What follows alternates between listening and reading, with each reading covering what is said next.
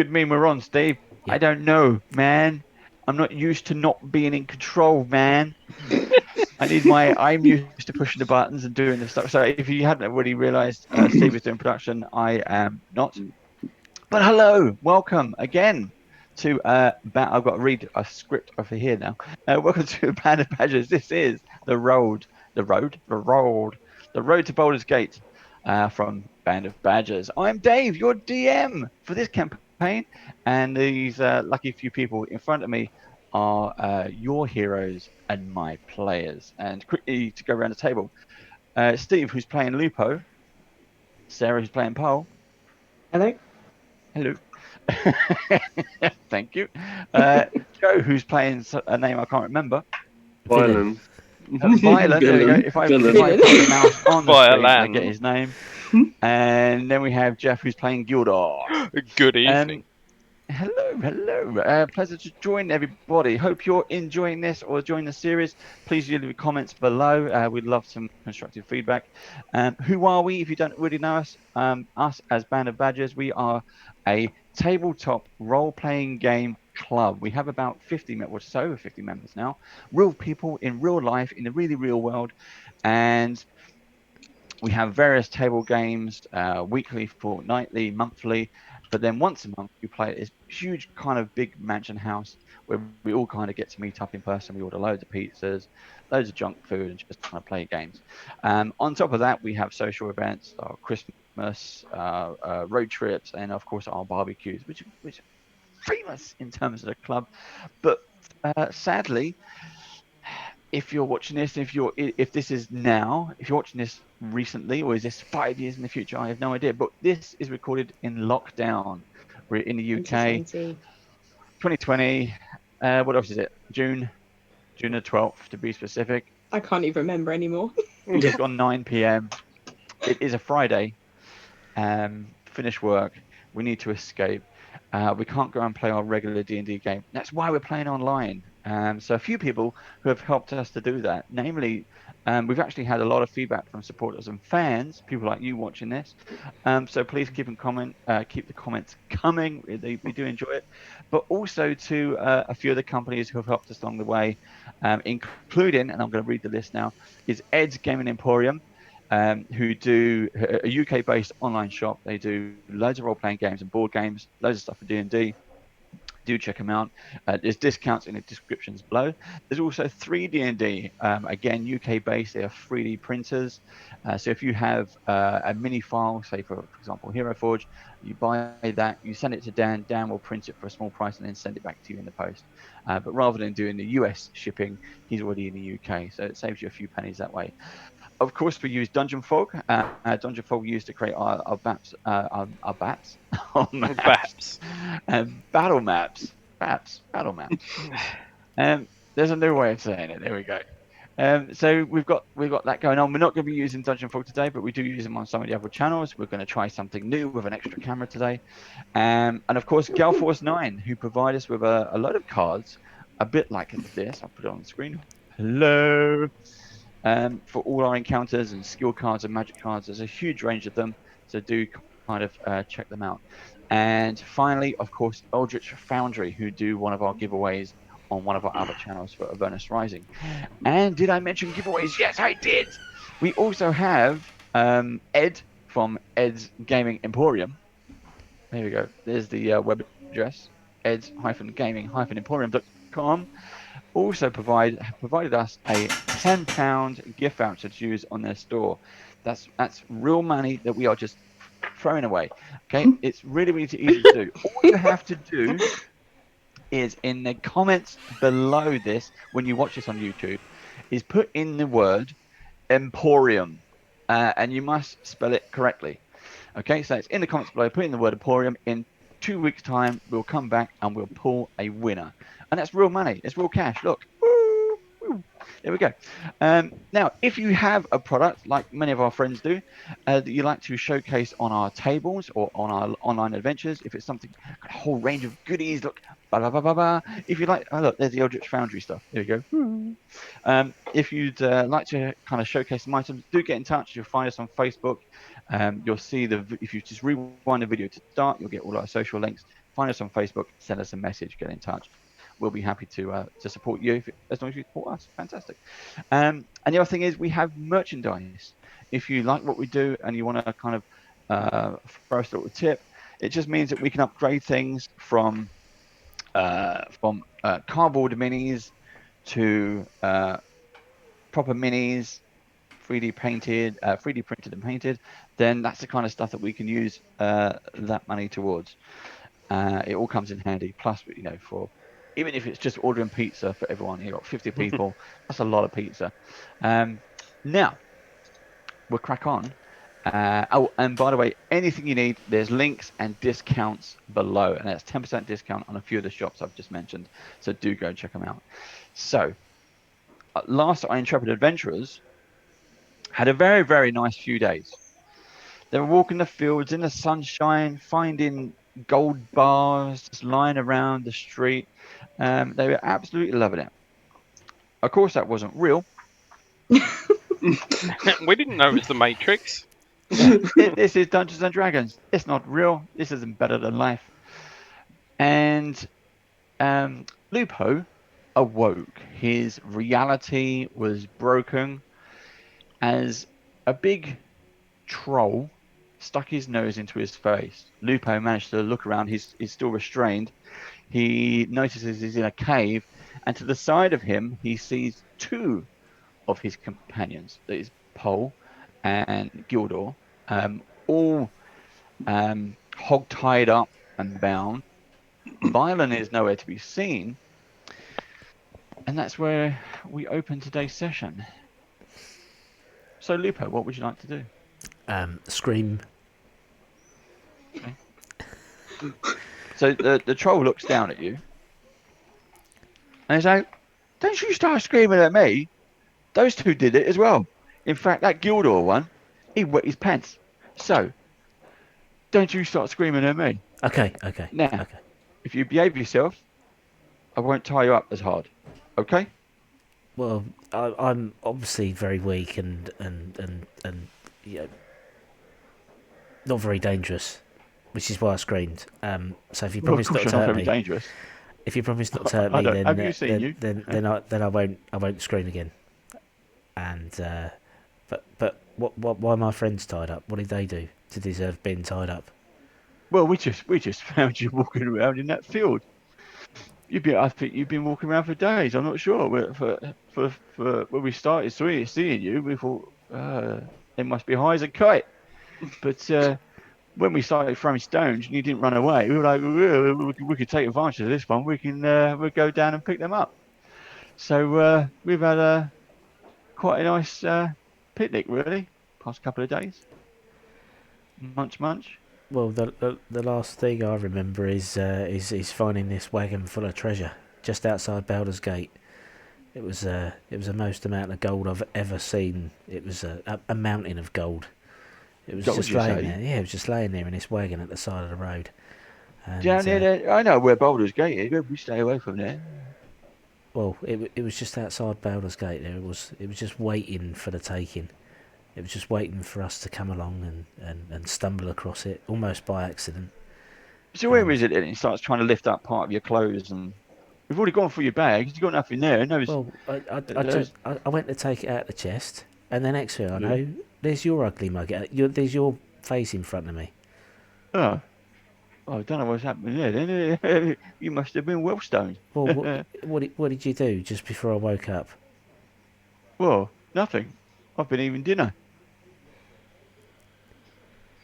Well, yeah. I don't tell you what.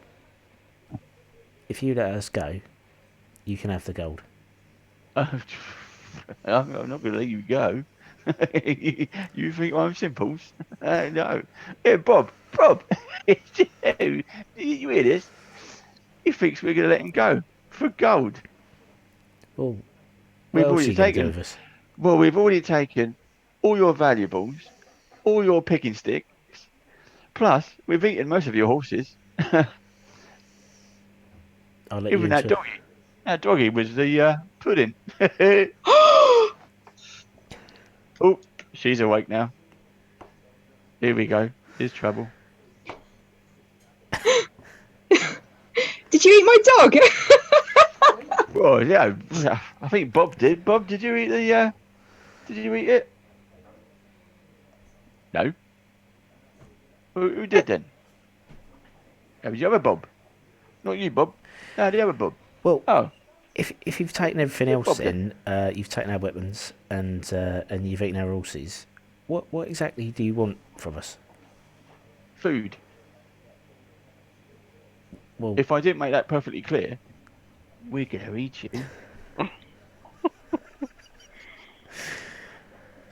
Lovely. but we could do so much more for you. Oh, I don't think so. We got Grub for that. What do you mean you got grub for that? Grub. Grub is our boss. He's our warlord. He looks Oh. after us. He treats us right. So, how many of you are there then? He can't treat you that right if you've got to go and collect your own food. Well, we don't collect our own food. Well, you we just told find you food. just told me you found your own. You were food. just walking around, just like a takeaway, but it was like coming towards us. Obviously you're hungry because you took the opportunity. Because, yeah, well, we do have a very nice place to live in. Well, where Isn't that exactly right, are Bob? you living then? Remember? Where are we? You're at home. Yeah, your home. Where's that? Well, it's right here. Which is where? Well, I hate to say it, mate. Did you have a big bonk on your head? You were in a cave. So, which is the way out then? Well, over there. He kind of smacks you around the head. As you look, you see, oh yeah, there's a big opening. So did I tell you about this gold? Yeah. Are you not interested in that at all then? I don't think so. I don't think so. Do you know how much food you could buy with gold? Well, I'm a bit stuffed at the moment, love. Those horses. Whew. Did you just call me love? Yeah. Got a problem with that, love? Unbelievable. Let's stay on topic about the gold. You could buy, an army of horses. An army? Well, I don't want an army. Just out of I need an interest. army. Yeah, what is your favourite food? Horse. And a little bit of dog. Mutton. I mean, so you could keep us for food. I'd be particularly not very tasty. You got to get me out the tin can for starters. A bit sinewy, That's all right. I kept one of your can openers. a bit lean. There ain't much in the little one over there, obviously, and well, Gildor's a bit skinny. Or, we could come to some sort of arrangement where you let us go, on a short leash, of course, and we furnish you with all sorts of delicacies, much more than the grub seems to be keeping you in. I mean, when was the last time you had grub given to you by? When was the last time you had horse given to you by grub, for example? I think you've got a point there. So Well, while I know this I've is got a going point. on, while this is going on, Gildor, you hear a little voice, not exactly in your head. And Paul, if you roll a perception check. Yep.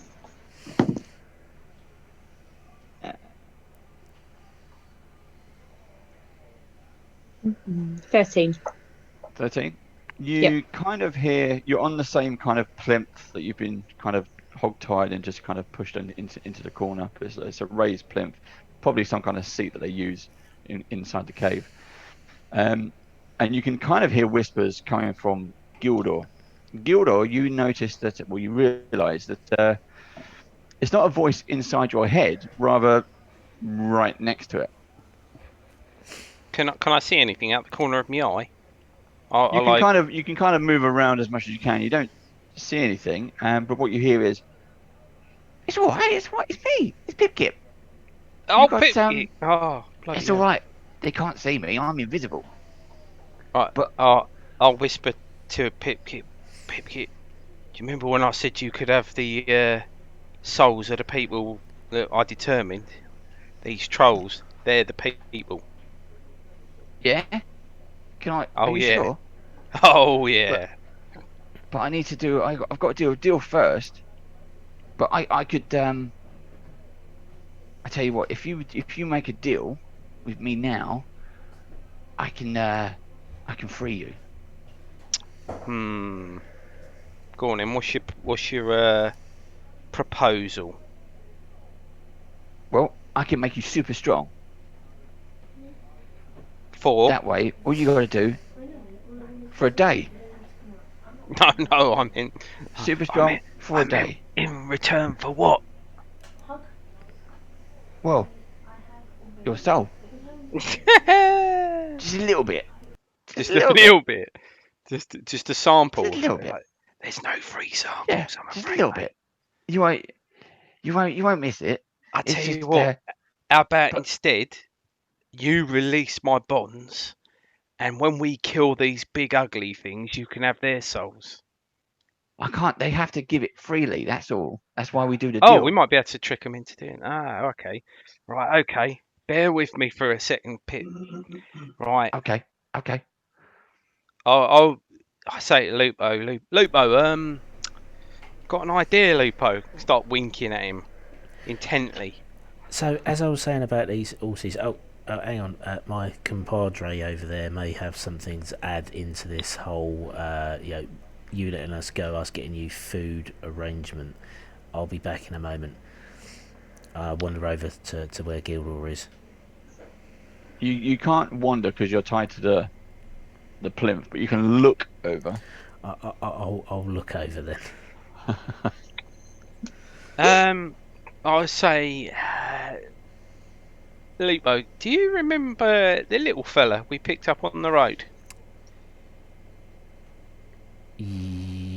Yeah. Yeah. Bird-like. Yes, bird-like. If we can, he reckons he can help us out. But it's going to involve some sort of deal.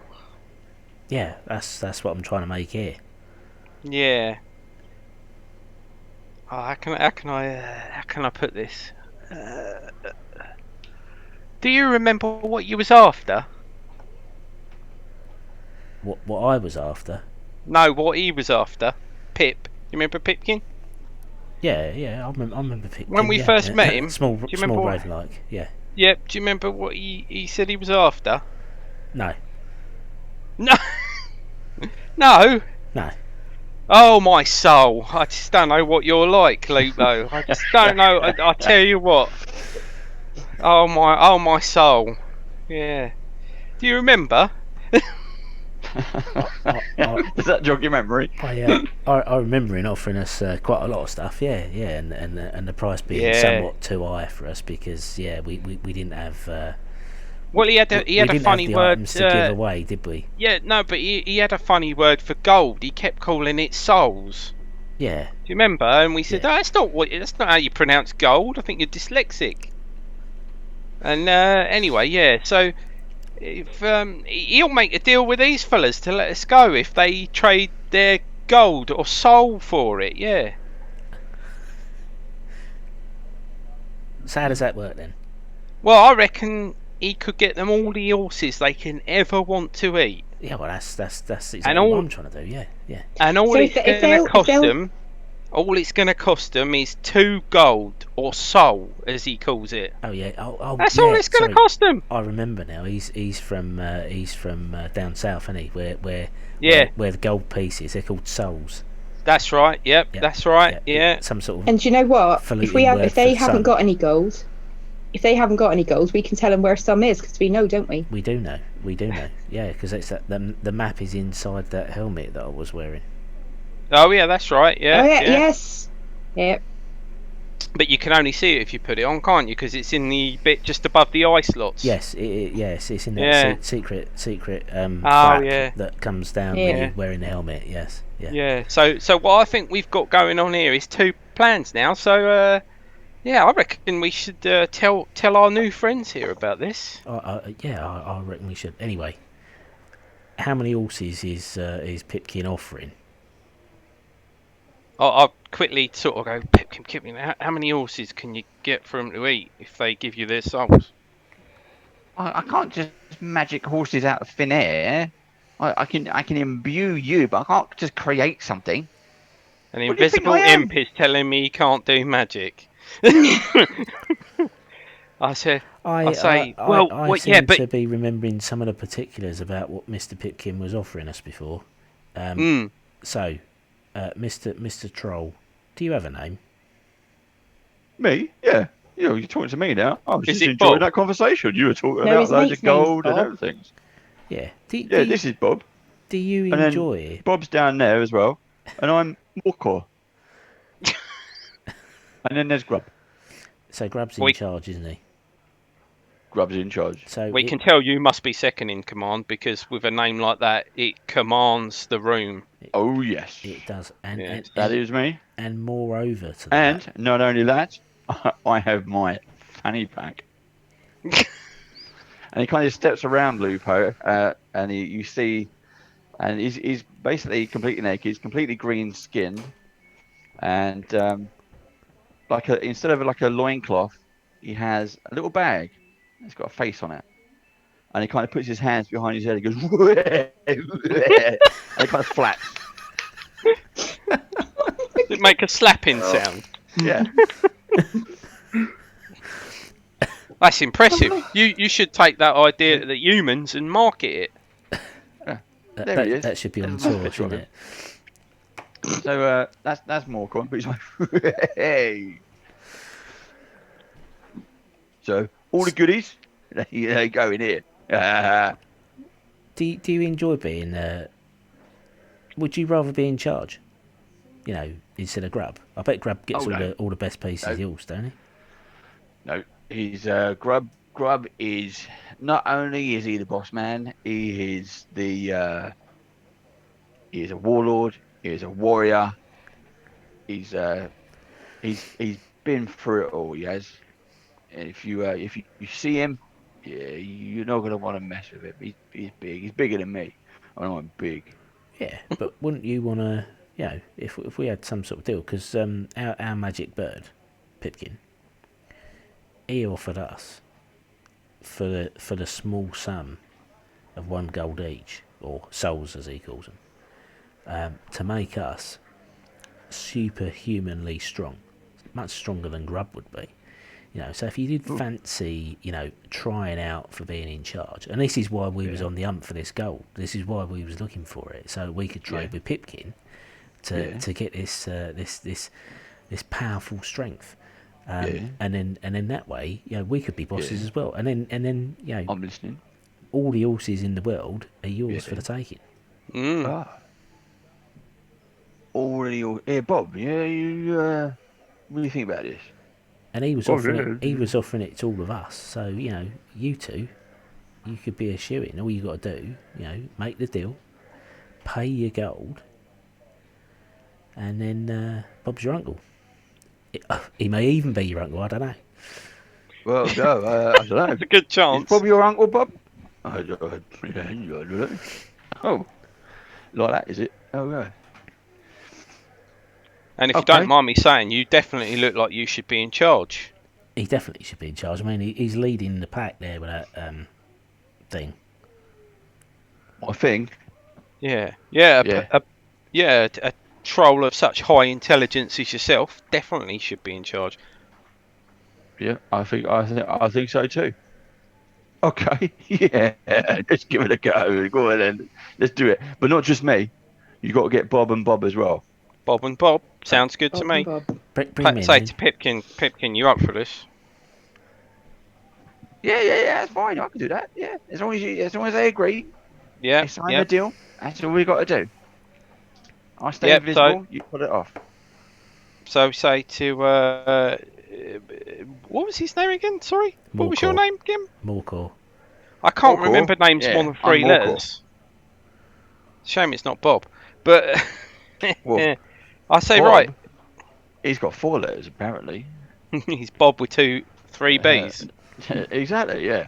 Double Bob. Bob. Big Bob. Bob. So I say Pipkin. These 3 gentlemen here are willing to trade their souls, or you know, gold souls. You know, same thing. For super strength, so they can take over their clan. I assume. Is it Troll Clan?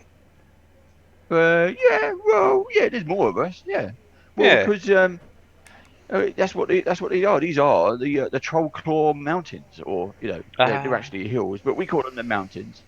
These are the Trollclaws, you see. So So we did. it's there's more than just us, obviously. But So Grub Lupo, is one of the we order. must have wandered on quite a bit then, Well, yeah, like the last thing I because remember when was you put the helmet on, being we were at the edge of the misty forest, weren't we? We was, yeah. Yeah. So Trollclaw Mountain is quite far down. Like I compared to said, that. you were wandering around for days. You all had like white eyes when we found you. We've gone up to you like this. Nothing happens, and we've thrown stones at you. You should have seen what we did to your friend. It's still funny. It's still funny. It still makes me laugh. Which one? Well, which one? What? Which friend? What? My friend? No, Your friend? what did you do to which friend? That one over there, or the small one, or the one that ain't here? Oh, the one on the four legs. Yeah. Oh, he's gone. That's a dog, isn't it? That's Gone. Bruiser. Was that the one that was licking its own butt and stuff? No, him. He's been the way we tied him up. He's been licking that arsehole for a while. Oh right, okay. So that Okay. doesn't Right, narrow it down, does it? So here's the deal. So Pipkin's gonna make you lot super strong so you can take over. You let us go Yeah. as a favour, Yeah. and if you ever need any horses, you give us a shout. Yeah. All right. Then. Yeah. All right. All right, Pip. Right, Bob. Go and get the other Bob. All right. Thank you. You see, Bob And it's picks only up his, 3 souls. You know, it's Bob cheap. picks Cheap up chips. his bucket, and he's got a big kind of dented metal bucket, various bones with bits of flesh on them. He's taking his bucket to go, and he's go find Bob. Get the bucket of stuff. And off he trots further into the cave. Just go find Bob. Bob's going for Bob. Yep. You gonna untie us now? While we wait. Yeah, that's fine. So he unties you first, Lupo. He just cuts it. He's got a small dagger. He uses that. I'll go and sort these out. How about you go and get our pig stickers and bits and bobs? Oh no, we got rid of them. We don't have them here. Well, where did they go then? Oh, we just throw them out, and then they go chuck them down in the river. In the river. Right. All right. Well, I'll just untie these two then, and then we'll sort this out, and we'll be out your hair. But Okay. anyway, that helmet, ain't no word of a lie. You stick that on, and you'll be finding gold all over the place. You'll be falling over it. It'll be raining from the skies. Not to mention, there's often horses with the gold, isn't there? Yeah, there is. Lupo? Yeah, horses laden For with some gold, reason. raining from the sky. Every desire is made real. Really, it's like a lucky helmet, it isn't is a lucky helmet. Yes, it's brought me an immense luck over the years, and I'll gift that to you as part of the deal. You can't give me your lucky helmet. Yeah, wait, you shut up. Of course he can. He's No, we sure. can't. No. You Yes, sure he about can. that, He's- Lupo? You he's sure? my new friend. Sure, mate. He's giving me. He's like, I like Lucky. I am quite lucky. See, that's what this is about. Lucky. I reckon, that's that's my parting gift to you. And obviously, as a friend, you wouldn't want to send us out into the wilderness unarmed. We might come across some orcs. They're particularly nasty little buggers. Oh yeah, don't like orcs. Little green bastards. Unarmed, helpless. You got to send Yeah, us out with unarmed something. and helpless orcs. That's the way we like them. Yeah. Well, you wouldn't want friends of the clan, friends of Morcor specifically, coming across to a bunch of orcs, would you? So you No. keep my helmet. You teach them a lesson. Could you see your way fit to furnishing it with some weapons you might have lying around that you don't need anymore? Yeah, well, we've got some there's some sharp sticks and we've got some knives. We've got some pots and pans. They're down in the back. If you want to go and have a look, that's perfectly fine. And while he's saying this, he's trying to put the helmet on his head. It doesn't quite fit. How'd you get on it? It's not. Oh, so you have to spend a little bit of time with it. It's magical. You have to sit in meditation, quiet and peaceful, like, and think about making that helmet big enough to go over your head. Oh, okay. So he sits down on the plinth that you was, with his back to you, and he kind of got it on his lap, and he's turning it around. So, I'll think about it. Yeah. We'll wander off down the back and look for some weapons. Frying pan. Well, the other two are still tied up. He only released you. Okay, in that case, I'll wander over and release the others. Okay.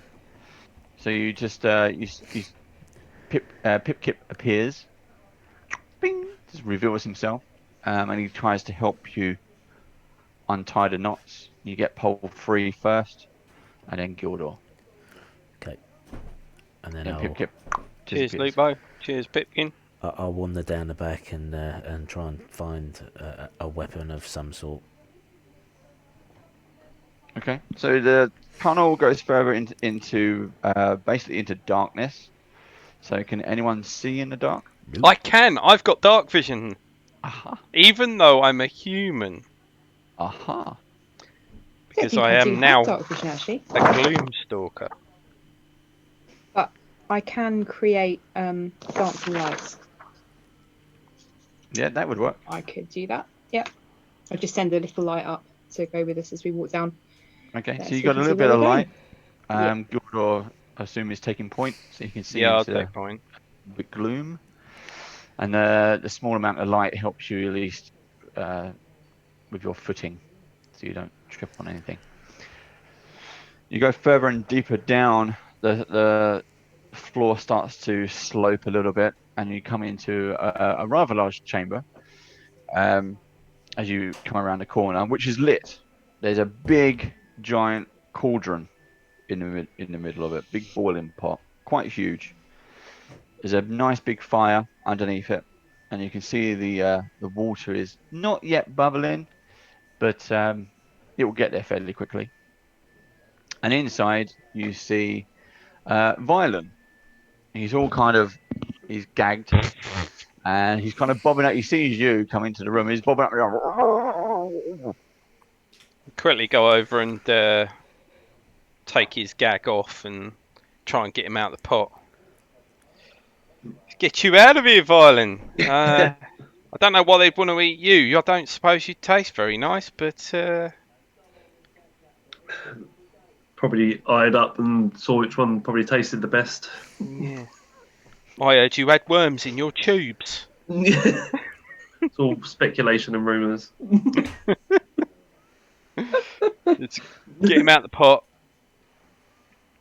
Yeah. Okay, you hoist him out. He's butt naked.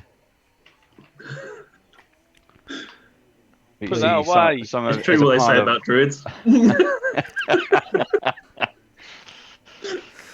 There's a pile of rags and old clothes, but your undergarments, if you like. So no one has armor, no one has weapons, but your traveling clothes, let's call them that, you had on, but with Violin, they stripped him and then dunked him into the pot. Quickly put some pants on, Violin. We need to get out of here. Obviously, gather up the clothing that's available and put it on quickly. Okay. Anybody want to do anything else? We'll search round for some equipment or something. Okay. Everyone do an investigation check, please. Investigation. 12. Okay. Snap. Okay. 4. Okay. No one finds anything useful. You do manage to find some giant-looking wooden spoons, but other than that, you don't see anything useful. I've got an 18. Ah.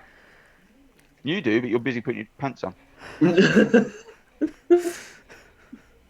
You Well, I'm gonna- amazingly find your own pants. I'm going to With an pick up one 18. of the spoons and take it with me because I've got nothing else to defend myself with. Okay. Also makes an interesting battle cry now. You can yell spoon as you go into battle. Paul, roll a perception check. Okay. 12. Okay. Everybody roll a perception. Whoa! Wasn't prepared for that. 20 non-natural. 16. 12. Okay, so on your way back out of the chamber, you're going to head back up towards the plinth where you woke up and where Morcor is. Yep. You don't know where Bob and Bob have gone. They're not. They must have been down in one of the other tunnels, venues, if you like. And Gildor and Violin, just as you're kind of walking into the tunnel, you notice just at the corner of your eye, there's a series of pegs, and they got various kind of loops and old rusted keys and stuff like that on there. Usual couple of hanging spoons and things like that, ladles. You see what looks to be a collar. A collar? Could you describe the collar? I don't know, Paul. What does Bruiser's collar look like? Oh no! Oh no! It was blue and it had studs on it and it said Bruiser in little letters around his neck. I loved him. So you recognise that and go, oh. What do you do? I don't think we should point that out. Well, I haven't seen it, have I? It's too painful. You haven't seen it. Violet, what do you think? Assuming that I notice Violet notices it too, I say to him, "Oh crap! Did you just see that?" Violet. Did you see that? Violet. You're muted. Keep inhaling. Is that old Toby? You think he's got helium? So he's muted himself, he can't. Open up, pop.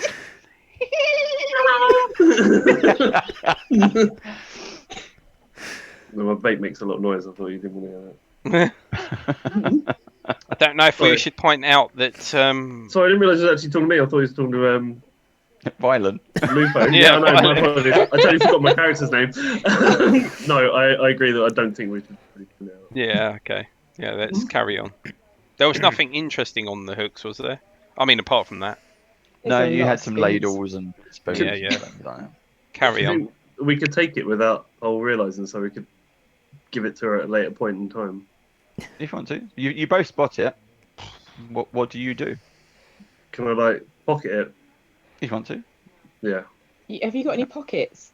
No. I'm just gonna stick it up my loincloth. It was hanging on a hook before. You don't want to know it's hanging now. Just point away. Oh. Okay. Right, so you get back into the main chamber where Morco is. Morco is kind of sitting there, kind of slumped, not making a move, and he's got the helmet on. Right. So he's out of it. Cool. Right. Can we have a search of this room as well then? See if we can find anything useful. Yep. Go ahead. Investigation. Everyone can join in. Investigation. Oh, nat 20. Okay. No. What, 4? Which is handy because I've got no pluses on that at all. I got 7. 12. Okay. So Gildor manages to find a small chest in one of the areas, and you find in there a mixture of rusted short swords and daggers. Right, I call the others over to it and say, it's the best I could find in here. You had any luck? No. None at all. I haven't even found my own left leg yet. Right, so dish out the minimal sort of rusted weapons to people, so everyone's at least got a dagger or a short sword. Yeah, I'll take 2 short swords, please. Yep, that's fine. Yeah, I'll take 2 as well, if there's 2. How many are there, Dave? How many do you need? Well, we need at least 4, I suppose. Okay, you found So 4. if you say there's 4 short swords and 2 daggers or something. Could I have 2 Okay. daggers, please? Yeah. There are So 2. I'll take 1 short sword.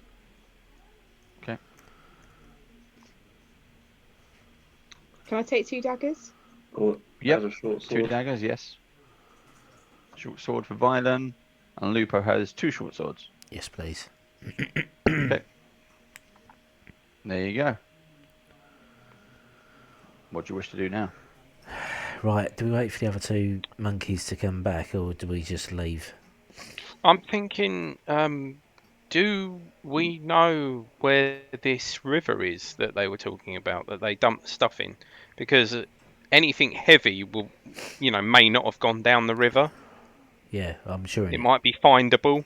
it, you it, know. it You'd might think be that as close. they're trolls and probably generically lazy, that it would probably be nearby the entrance to the cave. Yeah, I would have thought so. I vote let's just get out of here, because I don't really fancy on taking on 2 trolls, No. plus the rest of them. So Oh, it's the winding water, isn't it? The river, probably. because that's right near Trollclaw, the Trollclaws. Sorry. So it's got to be like fairly close, like Vylan said. Yeah. Yeah. Right. Let's. And maybe they drop some of our stuff on the way to the river, and because they're lazy trolls, couldn't be bothered to pick it up and chuck it in there. So if we do a sort of head to the river straight from the entrance, hopefully we'll find some of our stuff. Yep. So it's just a guess, though. Let's try. But if we, well, I mean, what we could do is get out of here. If we are on top of some hills or something, we could try and find some high ground and see what's around. You know, maybe from up there you'll be maybe what they've got is like a pit or a dumping ground, a rubbish pile, where they throw everything, and we might be able to get up high and spot that, rather than wandering along on the river. Because what we don't want to do is bump into any more trolls if that's where they're going to go off looking for us. Yeah, plus if we're on the high ground, if there's any wandering Anakin Skywalkers, we'll be able to beat them. Exactly, even though we have only rusty short swords. Yep. Right, good plan. Let's go. Okay, let's go. So What are you doing? we head for the exit that our friend Morcor helpfully pointed out earlier, and we try and find a hill to climb. Okay, so who's going first? What's the I'll marching take order? the marching order. I'll go in the lead. If there's enough room, we can go 2-2, can't we? Yep. If there's What I enough like room. to call Eye of the Beholder style. Okay, so we've got Lupo with And me at the front, yeah. Gildor third, or in the middle, Me. Paul, and then Violen. Mhm. Okay, so Lupo and Gildor, as you kind of burst out of the cave entrance, it's a big cave entrance. Straight away, it's sunlight, so you kind of get a whole kind of blinded aspect.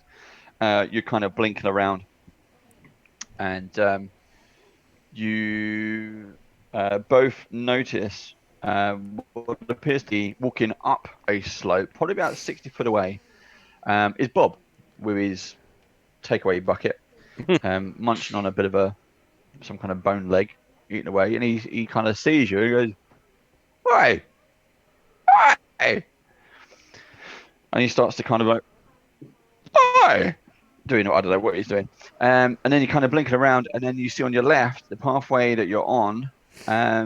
It's a short pathway. It's not. You can't go two man wide. So it's single file up, but it does bend up and a sort of a round lip at the top out of view. What would you Right. like to do? God, 2 choices as I see it, isn't it? It's either try and talk him into just going into the cave and get him out of the way, or we leg it up the path. I'll make a break for it. Yeah, make think a we break should for run. it. Gonna head off up the path and upwards. Okay. Are you all kind Yep. of sprinting? Yeah. I am. Yep. Oh Okay. yes. So, I'm happy to remain at the back if needs be, though. okay. Okay. So you start rushing up to the upward sloping path, and it gets to the top. You can see below you, the stones are rolling off the side, small gravel bits and pieces. The rock that you're on is a lot of dirt, crumbling stone, very, very dry. You eventually climb to the top of the rocky hill and you gaze down upon what appears to be a canyon. The mighty river flows through this canyon, as your map previously suggested, but you have a ranger with you, so he's okay. And as you clearly mentioned before, this is the winding water. Hills you stand on are in the Trollclaws. There is a dozen grim legends surround these troll-infested hills, but it's also clear that following the winding water upstream will lead you to Boareskyr Bridge, and back on track to Baldur's Gate. So you're about here, where the cave has come out, and you've gone up to this hill, and in the distance, you can see the bridge, and you can see, let's say, smoke tendrils. Yeah. Possibly someone's camp or something. Or the bridge on fire. Or the bridge is on fire. Well, this is a problem because if they came up here to dump our stuff in the river, it's going in the opposite direction of the bridge, Yes. since all rivers flow to the sea. You start to hear in a second voice now on the pathway behind you. It's obvious that There's a none of group our following. stuff on the path here, is there? No, the only way is basically down the slope and off you go. like jump, you mean? Jump. It's more of a scramble, kind of sliding down. Oh, so it's not a sheer drop. It's not a drop. It's like it's just a really bad sharp descent. descent. Yeah. Yeah. Okay. It's gonna hurt. All right. But Violin was just being cooked, so Better than being cooked and eaten. I go for it. I'll use my rusty short swords as, like almost like ice axes to slide down and try and control me descent. Okay. So as are you all doing this? I am. Yeah. Yeah. You're just gonna go. Okay. So all of you do an athletics check for me, please. Not a barrel roll. Basically, you're gonna run, stumble down the cliffside, grabbing hold of any outcroppings, using the heels of your feet, your bare hands, your daggers, your swords. 24. 16 for me. Well done. How many rolls do we need to make, Dave?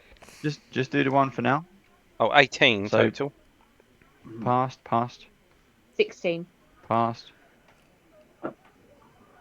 What was it? 12. I got Athletics. It's athletics. athletics. so Okay, I got 12. 12. Fail. Oh! It's probably because you're still a bit damp. A bit wet. Soggy fingers from being in the bath too long. Reluctant to go back into water. Because I got a 24, is there a chance I could try and reach out and grab him as he slides past? We can try that. So you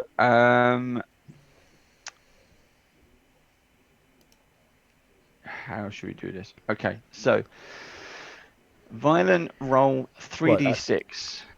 What can I describe what I try and do rather than just asking can I do it? What I'm going to do is as he slides past me, I will just pull whatever short sword I'm using to slow my descent, so I speed up. And push myself over so I can get an arm around him and then go full on just stabbing it in and trying to slow the both of us down. Yep, okay, that's fine. Before he reaches you though, he has to roll 3d6. Do you want the total number or each of them? Total. 10. Okay, you take 10 points of damage as you lose your footing and go arse over tit all the way down, bouncing off the various rocks and things. Lupo, you see him kind of coming down because you were the first off. You've leaped off. and you've gone fairly well. You managed to control your descent as you've been going and using the swords.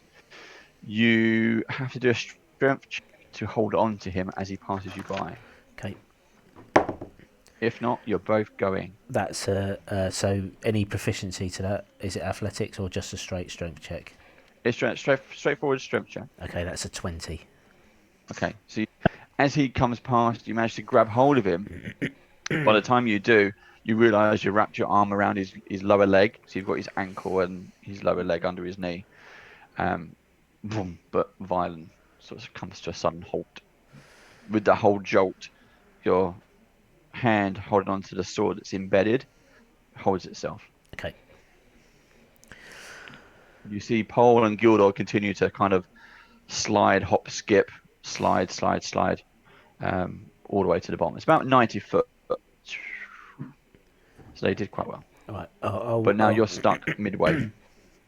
I'll let him reset himself. So turn around, and then we'll link arms, and we'll descend together. So I will aid him with his descent. Okay. Both roll an athletics check with advantage. 25. Okay, succeed. 13. You roll it twice, Violin, because it was with advantage. Yeah, you don't want to know what the first one was. I was like... So you managed to get to the bottom. Violin is not the most graceful person, and he kind of just falls bump down onto his bum into the hard cobbled stone at the bottom. You're now not exactly on the riverbank, but there's some. The green field is to your left. The river is to your right. It's probably about 60-foot distance between each one. You're in the middle. And at the top of the hill, you hear some voices, and then you hear a very big bellow of shouts coming from the top. And when you look up, you see a couple of your green friends. And then you see this big one emerge. He kind of almost pushes them to the side by their shoulders. He's his head and shoulders above these two. You see him. Ugh. Nice. God, he's got Oh, a skin word. condition. Yeah, pretty much. He looks a bit dire. Eee. Yeah. And Right. then what they're going to do. Quickly look around on the riverbank, see if we can see any of our stuff. Okay. I'm going to say you're going to have to run over to the riverbank to Yep. do that. Yeah. So that's fine, and do a investigation check. Yep. The where is it? There it is.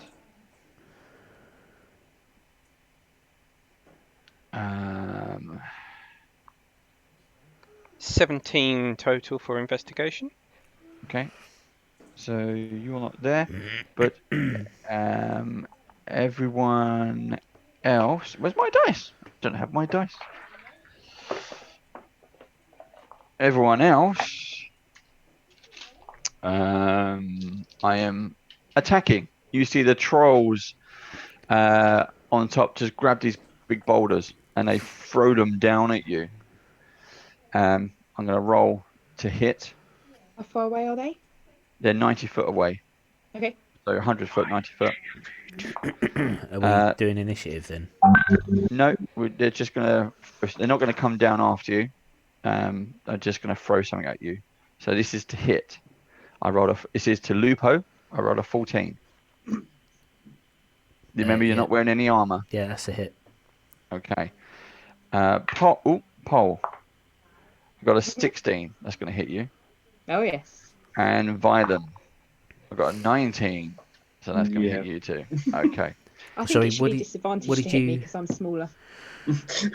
What did you roll to hit me, Gof? Sorry. 14. 14. 14. Yeah, it just hits. Okay.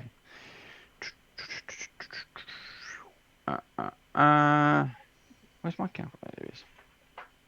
Right, so a whole plummet of these boulders start flying over your heads, and you all take 10 points of damage as they kind of not necessarily landing on you, but as they crash into the ground next to it, throws up shrapnel and other stones, and you manage to kind of block what you need to block, but it's a lot of bludgeoning damage.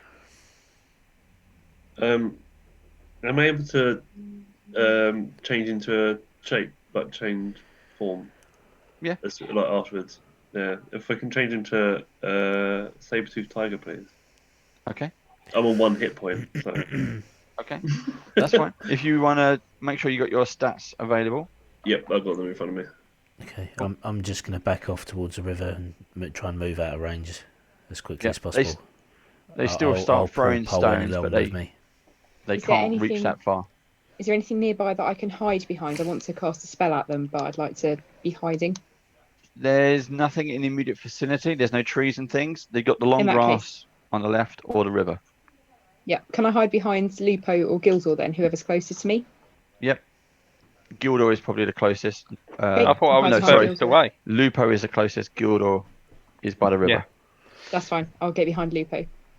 And Gildor, you turn around and after hearing all the crashes, and you see them throwing and they're still throwing boulders, but they're out of range to get into you. Mhm. But you see the rest of your party running towards you.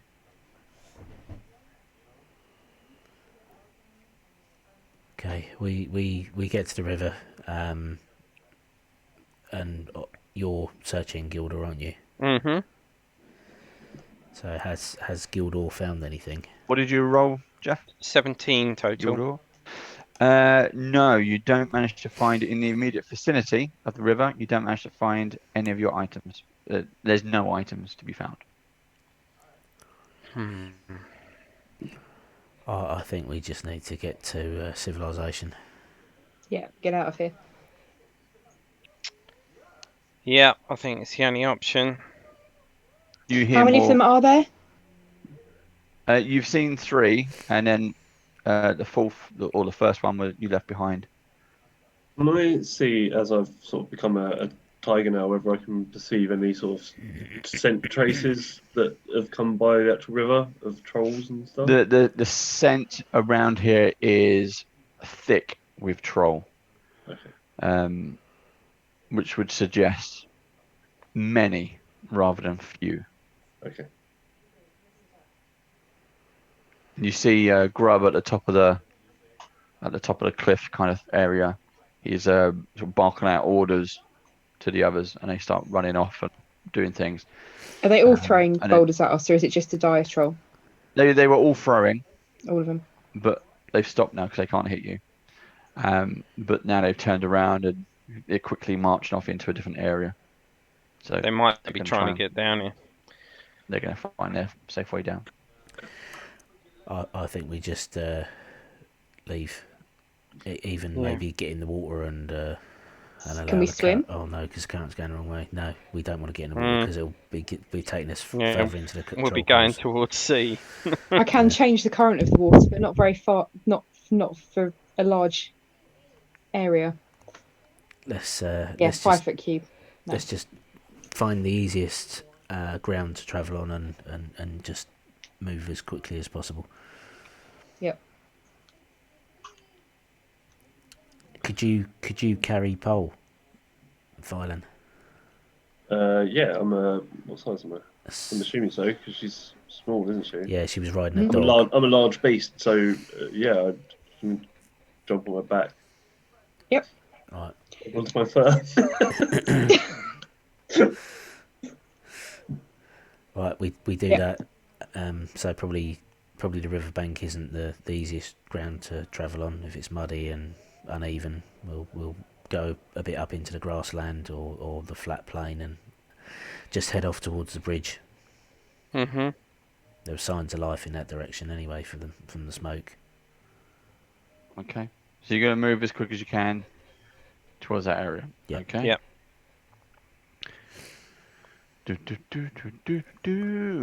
Okay.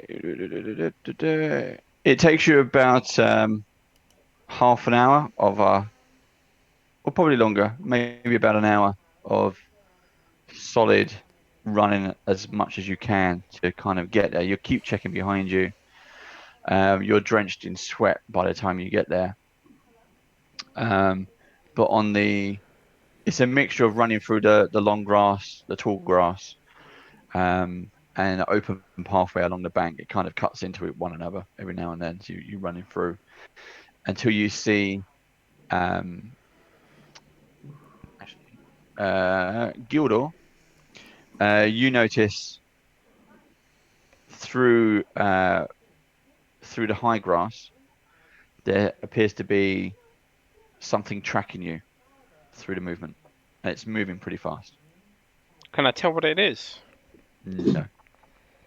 Something's coming I'll- and something's coming fast. I'll point Low it and out fast. to the others. I'll say there's something tracking us and it's coming from over there. Once you can kind of smell what it is. Yes, you can. Do a perception check. Alright. So I've got advantage on perception checks. I don't think I'll need 20 non-natural again. Yep.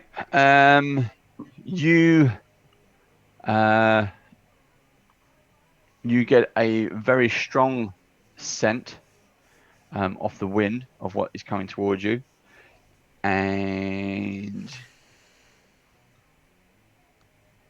you know it to be not threatening. Cool. I've just thought I don't really have any way to convey that to anyone else.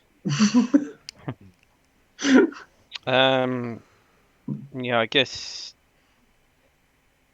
I suppose if I started moving towards it, they'd realise that. Yeah, or stop. Yeah.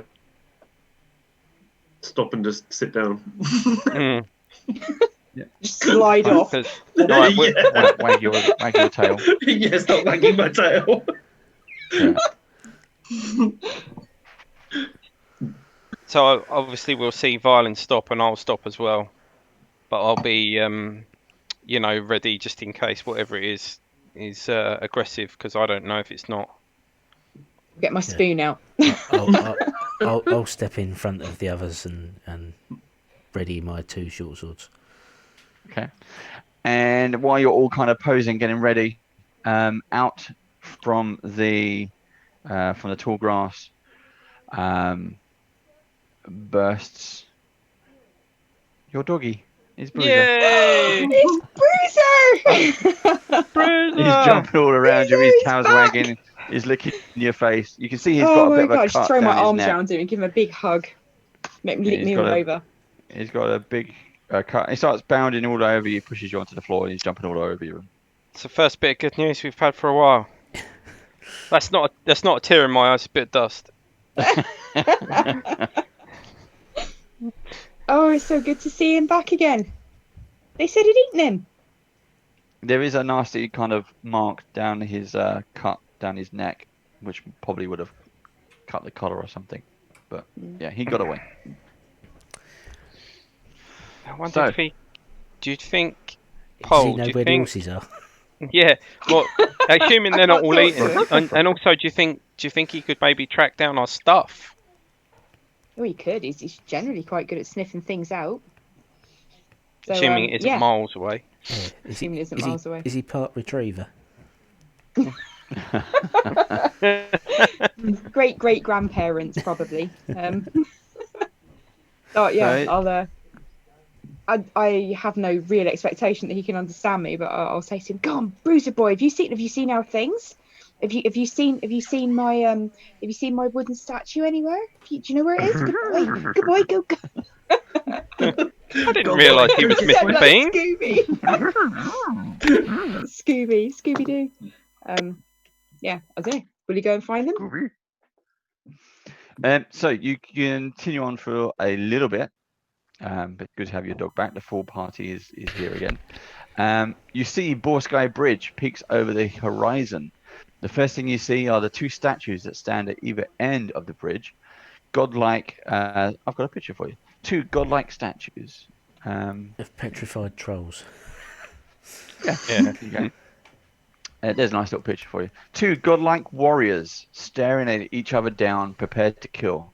In the shadow of these warriors is a sea of tents, forming a rainbow of beige and brown canvas. Scattered among the temporary tents are a handful of sturdy stone or wood buildings. Judging by the pungent scent of horses, manure, campfire smoke, this settlement has existed for some time. A wooden sign labelled Northbridge Village has been staked into the ground at the edge of this settlement. No such village exists on your map that you remember, but nevertheless, you know that the tradeway picks up again a short way south of Boareskyr Bridge. And this ramshackle village looks like a place you can rest and resupply before the next leg of your journey. With no funds. Yeah, no Someone fun. got any money? No. You are now there on the map, Yep. and you need to cross the bridge to get onto the tradeway. Mhm. We need to Wow. try and get some stuff, don't we? How are we going to get some stuff? We've got no money, no. We We'll could have borrow to some. offer our labour for services, or Yep, see if borrow anyone's from got a anything loan they want shark. us to do for him. Need to find Yep. work. Okay. Is We'll head to the village then. You said there were some permanent-looking buildings. Mm-hmm. I guess we'll head to one of them. Maybe try and find an inn or something. Try and find some work. Yep. So there's I'm just looking at it. Yes, there is what appears to be the one and only inn. It's called the Sawhorse. It's a two-story inn and easily the biggest building in town.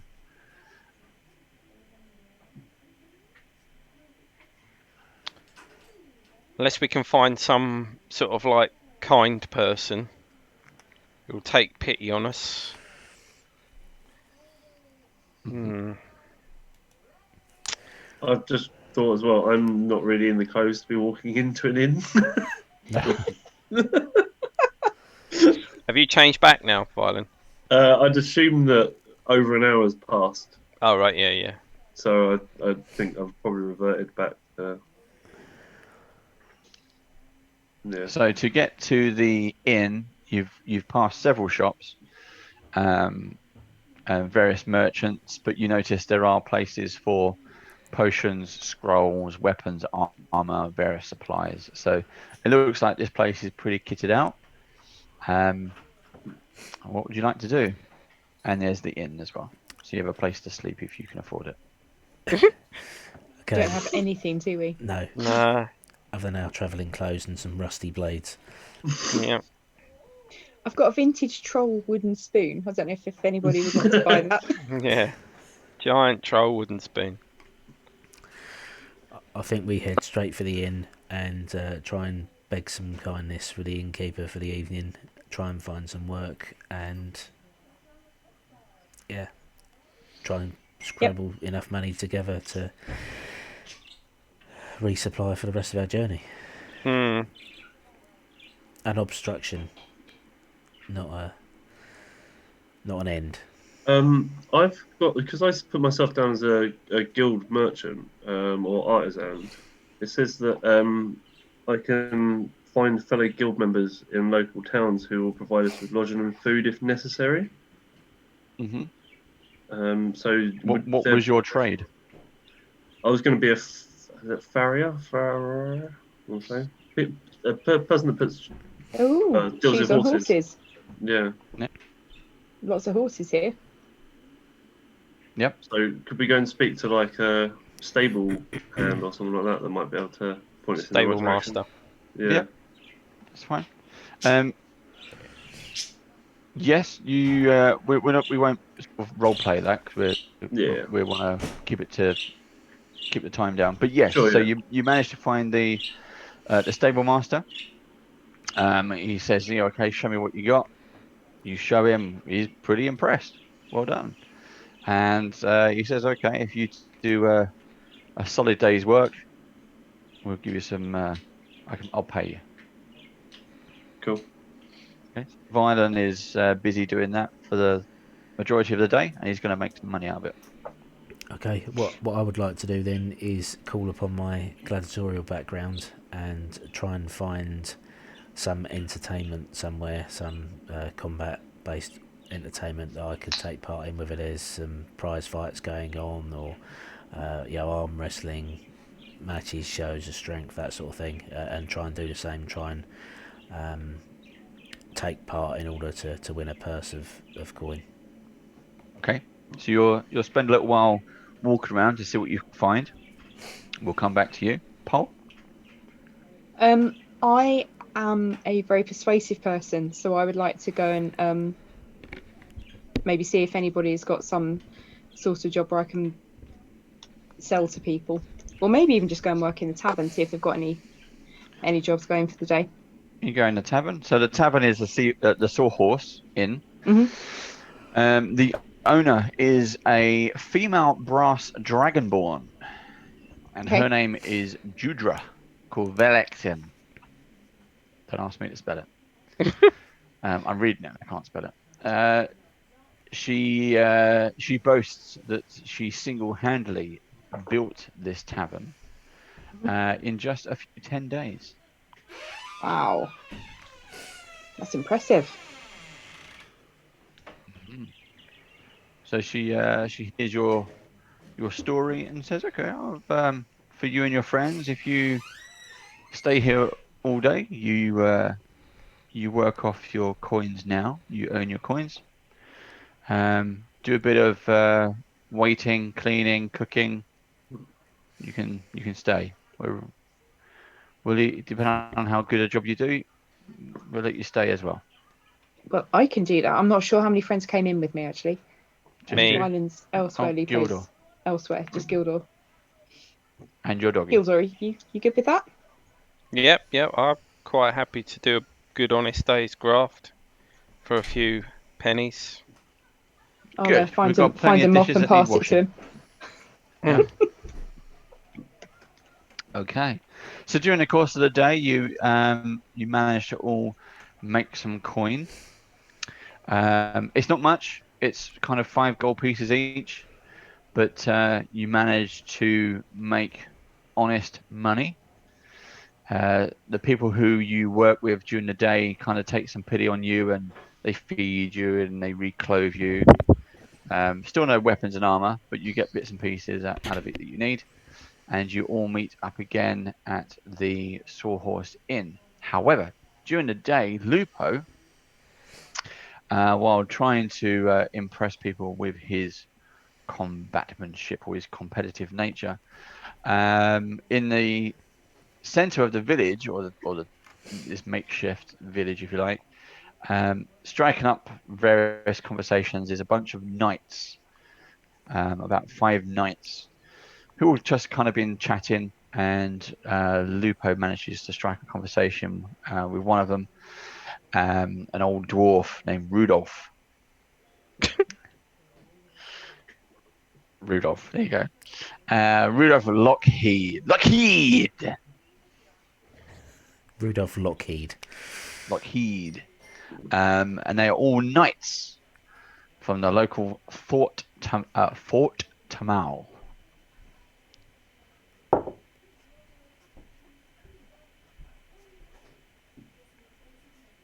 What would you like to talk to the knights about, Steve? Fort Tamal.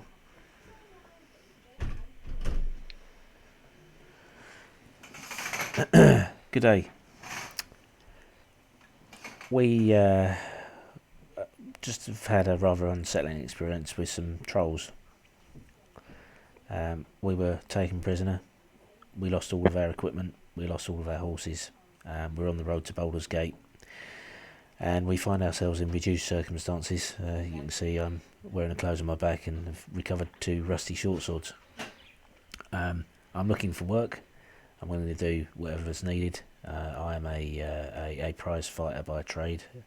I can see you band of knights here. Bit intrigued as to what you're doing in this tent city. And maybe maybe you're on the way to defeat the trolls that we've just encountered. I don't know, but yeah, I'm looking for some coin in order to travel onwards to Baldur's Gate, but resupply. Replace my armour, my weapons, my horses.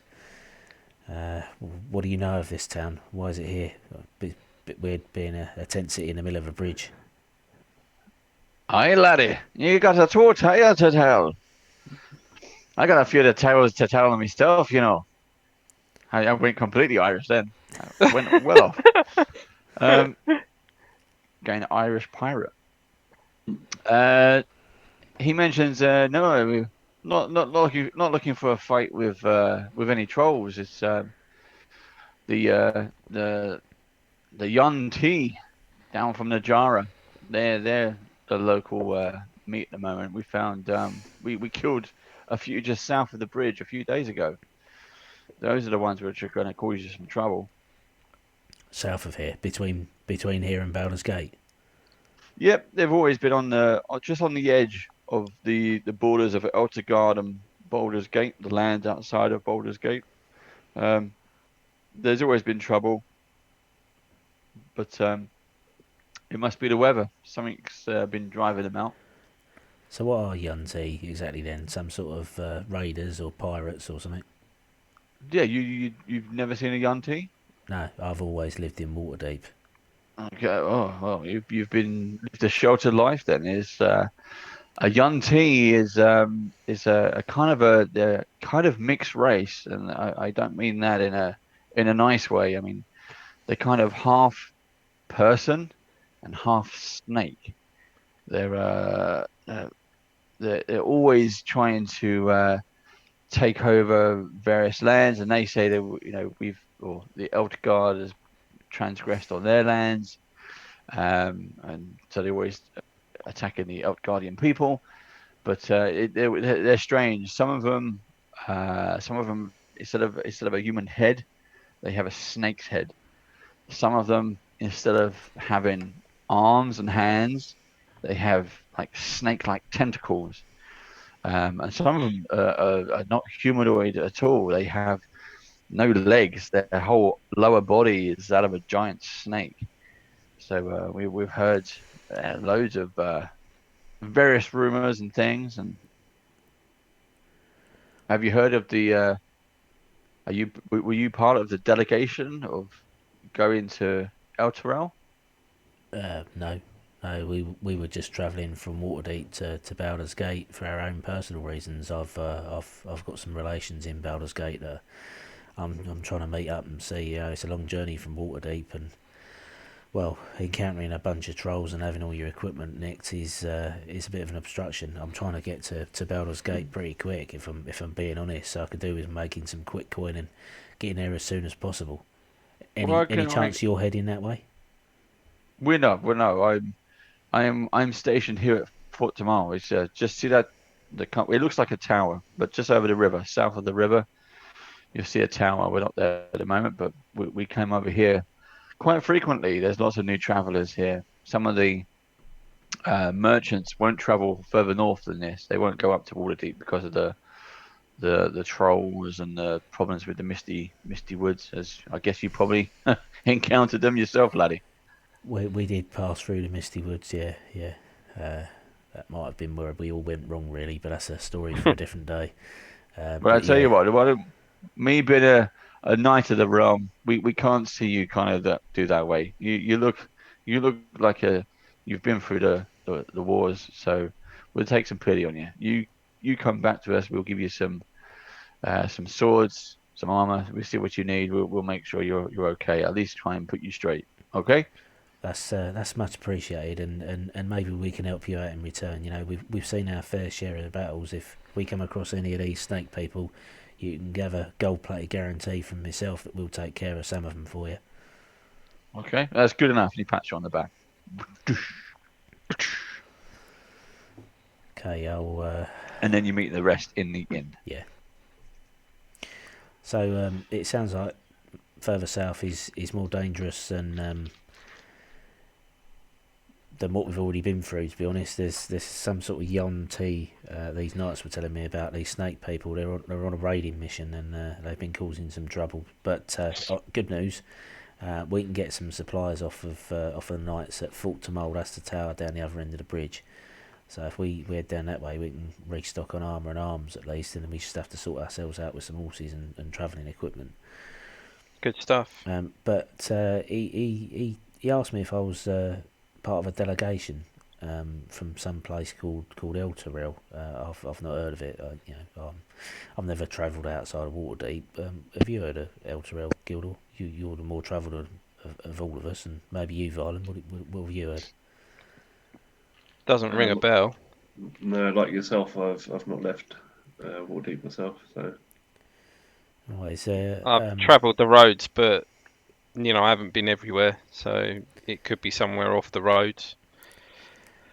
I mean, obviously, if there's just the four of us, then and there's a lot of these Yon T about and stuff, then maybe we'd be a bit of a easy pickings for them. I'm thinking if there is a delegation, and Elturel is on the way to Baldur's Gate, then maybe we could pick up with them lot and strengthen numbers.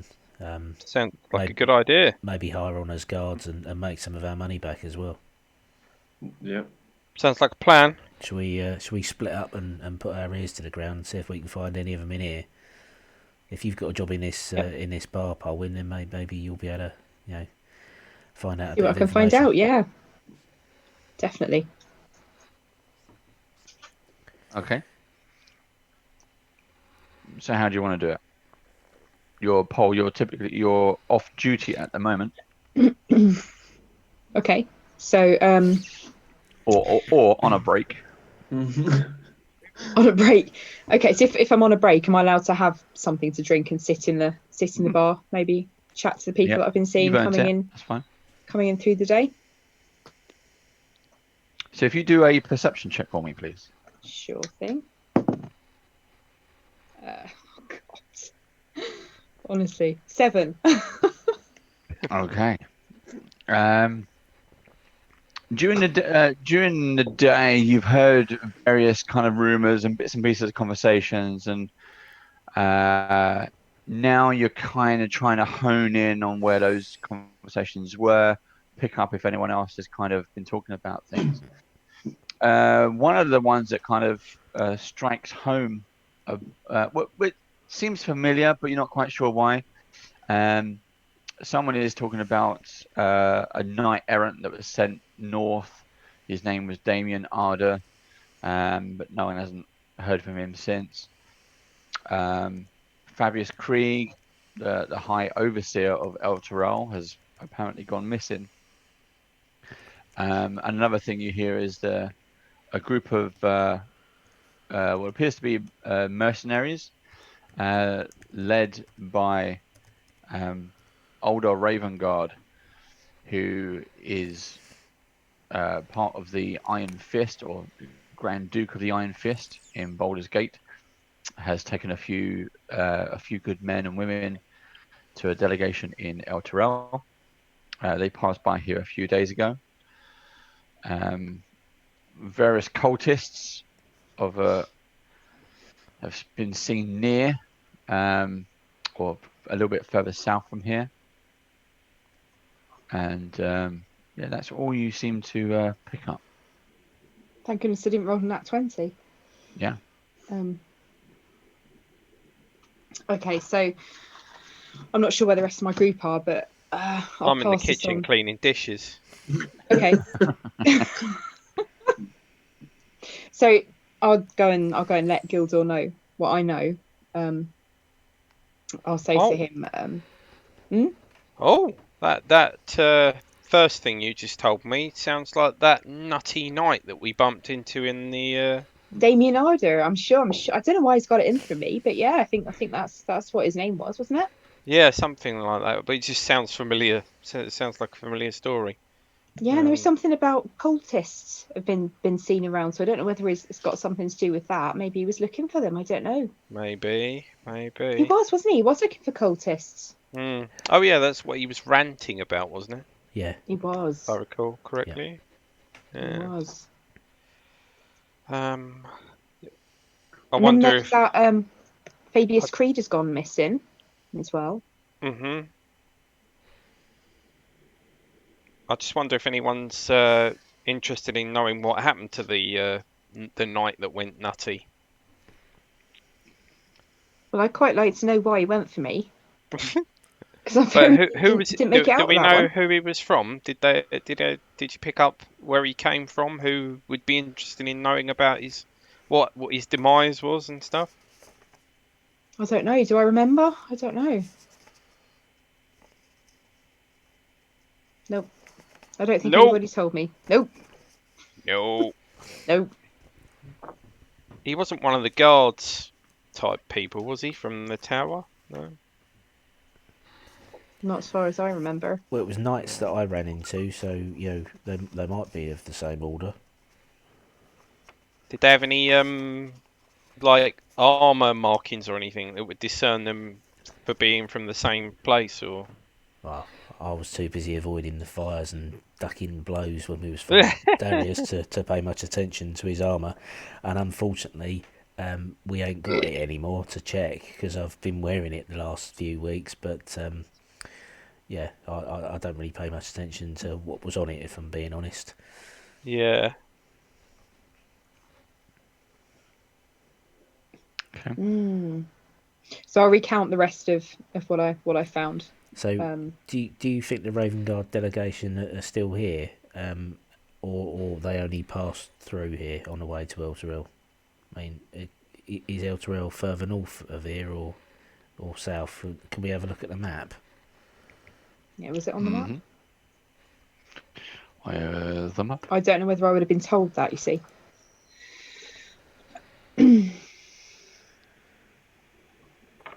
So you are currently at Boareskyr Bridge,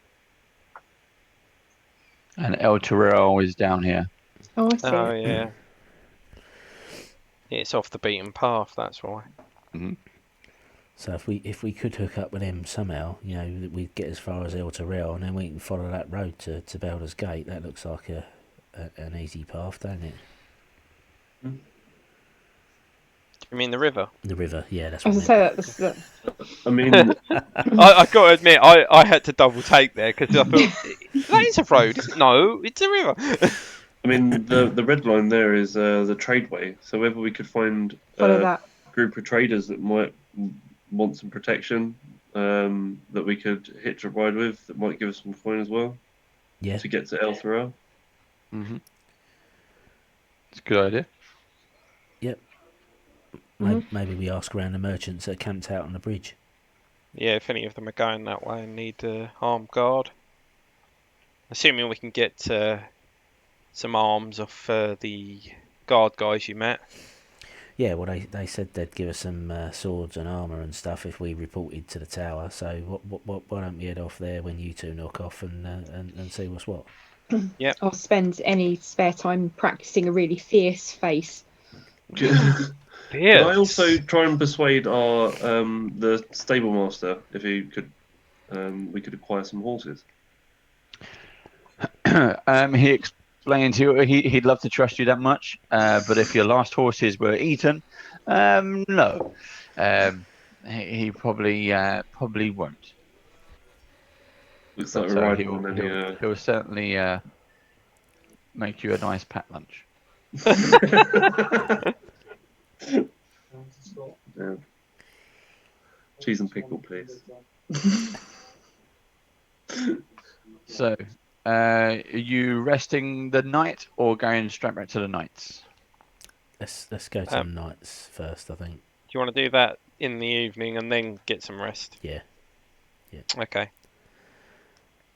I'd feel more comfortable. Is Violin still on his last legs? Yes, I mean the fact that he's asked us whether we want to take a long rest or not is. Yeah. Okay. He's about to fall down. Like, oh. Yeah. Okay. Well, just all right. Should we rest and then go to them in the morning then? Yeah. Okay. Yes. Just in case they're as mental as the as Damien. Yeah. Yeah. Good point. Good point. Well made. Or if we all walk in there and they're like, "You killed Damien." Well, he was going mental though. Yeah. Right. Let's do a long rest then. Okay, so you all. I can't remember her name. Jordan. Judra. Judra. Georgia lets you. Judra. Judra lets you stay the night. Because Paul's going to work it off, so that's perfectly fine. So you get safe keepings, and you all get the benefit of a long rest. Cool. You've got food in your belly, a warm, comfortable bed for the night, and a nice deep sleep. Something you haven't really had for quite a while. Yeah. Well, we thought we had, but it turned out to be fake. We had, yeah. Yeah. It was a figment of our imagination. Yeah, something I forgot to do at the start was actually to give you all a point of exhaustion. But That's all right. 1 point hi-ho. wouldn't have affected anything, I don't think, 'cause it doesn't even affect your skill checks, does it? If I remember, 1 point. It's 2 points. It's just worrying to have it there. Yeah, yeah. Ominous. Oh my God. Yeah. You have 1 point of exhaustion.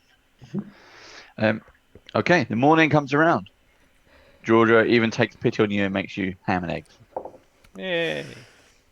Even for Bruiser, who she's taken a liking to. She doesn't normally like dogs. Oh, well, Breezer likes ham and eggs as well, so that's good. She makes them into sausages as well.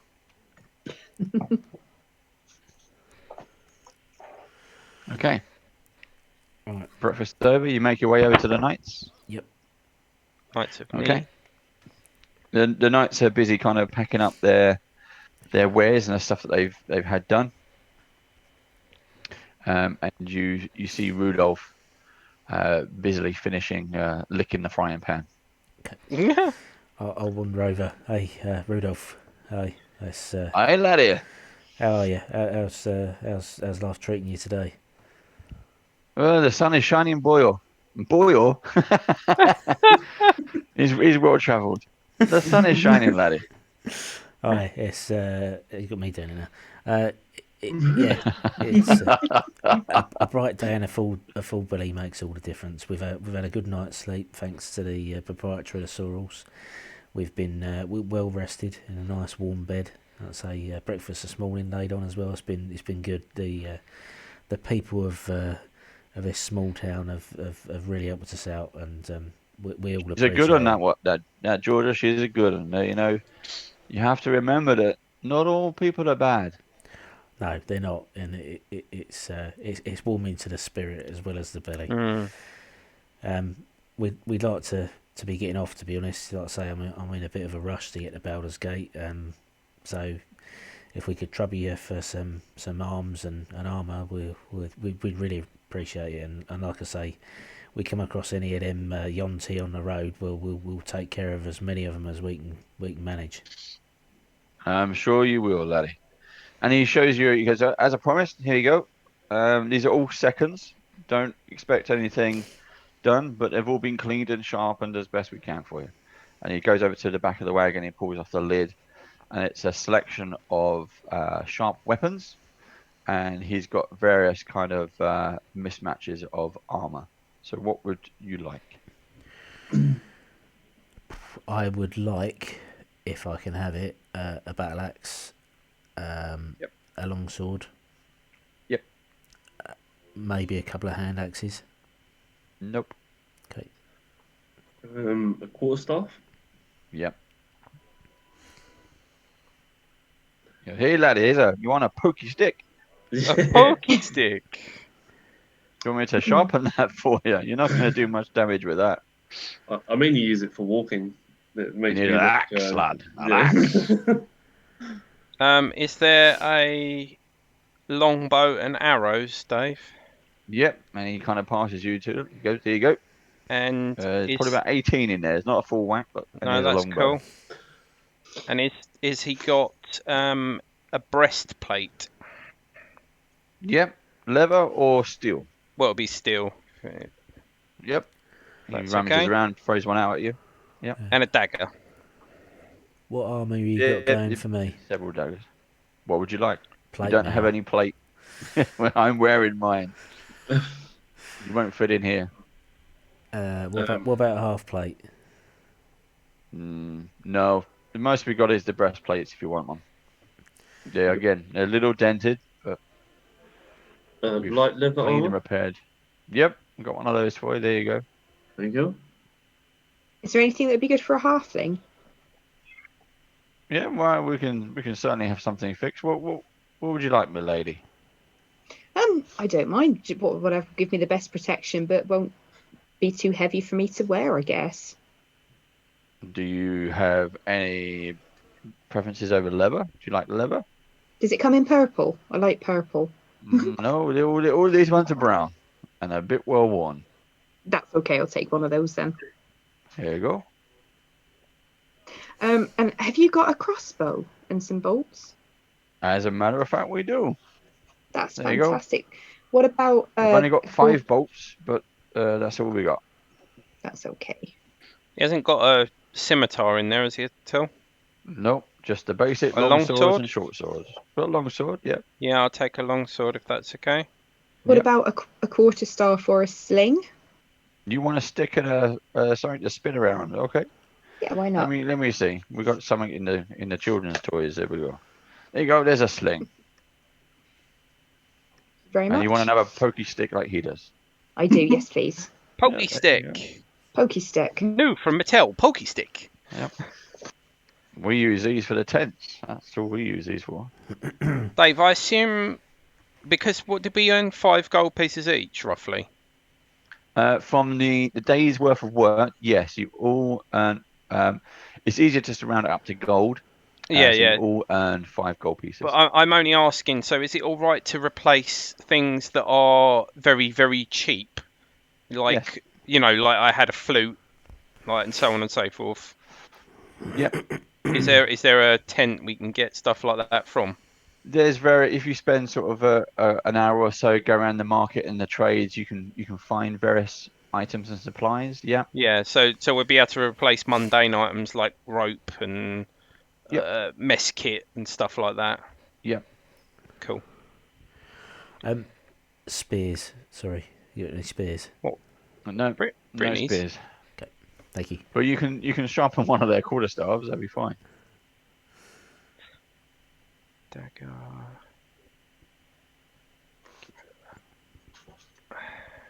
Just taking off all the stuff that we've lost and we can't replace, basically. Right, okay, that's cool.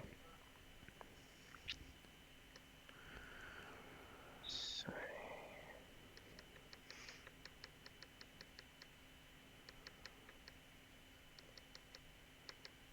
Right, I'm going to buy 1 ration. Is half a gold piece. Don't worry about rations, Steve. I've got the spell Good Berry.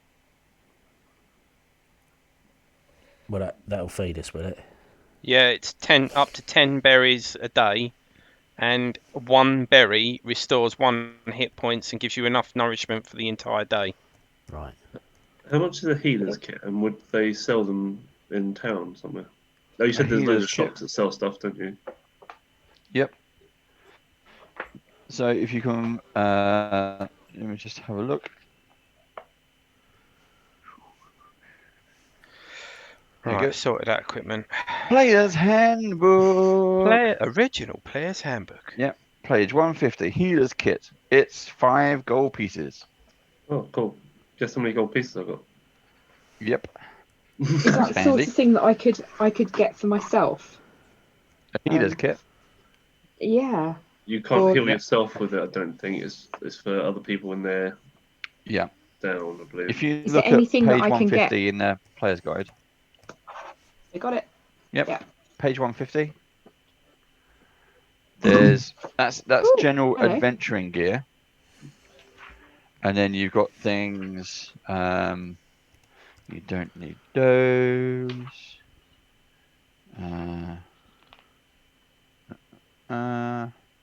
Well, I definitely can't afford a potion of healing. Yeah, we're okay for food because what I can do is I could cast Goodberry before we have a rest, and they last 24 hours. So we'd be all right for food each day, if that makes sense, as long as we can rest at some point. You won't starve. Mhm. Right, I've got a tent for 2 people. That was 2 gold. A tinderbox, which was half a gold. Mess kit, which was 0.2, and a backpack, which was 2 gold. So that's what I spent mine on. So the backpack is obviously mostly empty. So if you want to put the equipment in the backpack, we can. He's the banker. Mhm.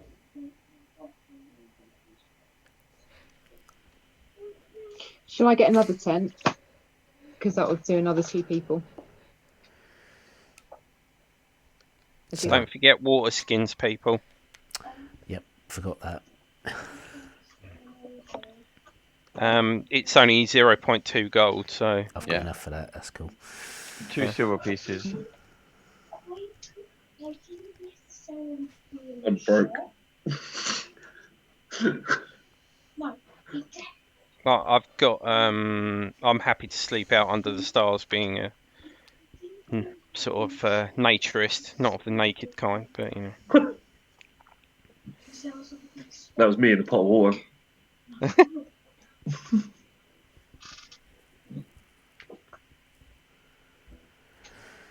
Can I get a bag of ball bearings, do you think?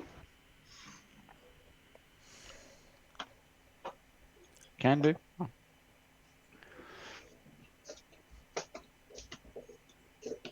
And a bag of flour. A bag of salt.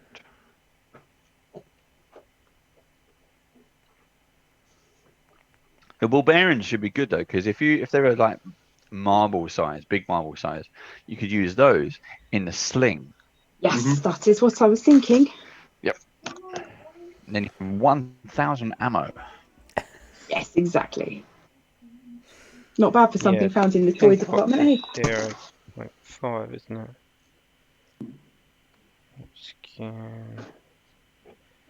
Yeah, so I spent about 3.5 gold pieces roughly.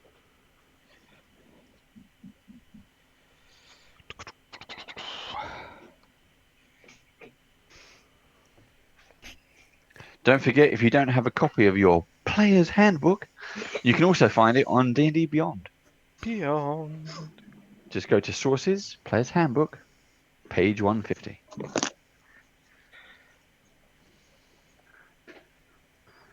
Violent's like, yeah, I'm going to click on that. I've got a tent, a water skin, One of the few and books some I don't berries. have. Do you know what? It was the same with me. I had the DM's guide and the monster manual. I didn't have Player's Handbook. Got the DM's guide, monster manual, Bolo's guide to monsters, Tomb Annihilation. Not the player's handbook.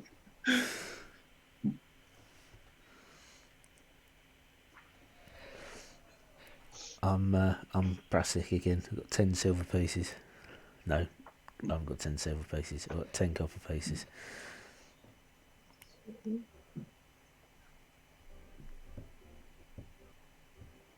Right, so should we try and tap up a merchant for some work? Can I get a bedroll as well, please? If you like, yeah. 1 gold piece. Please. Yes.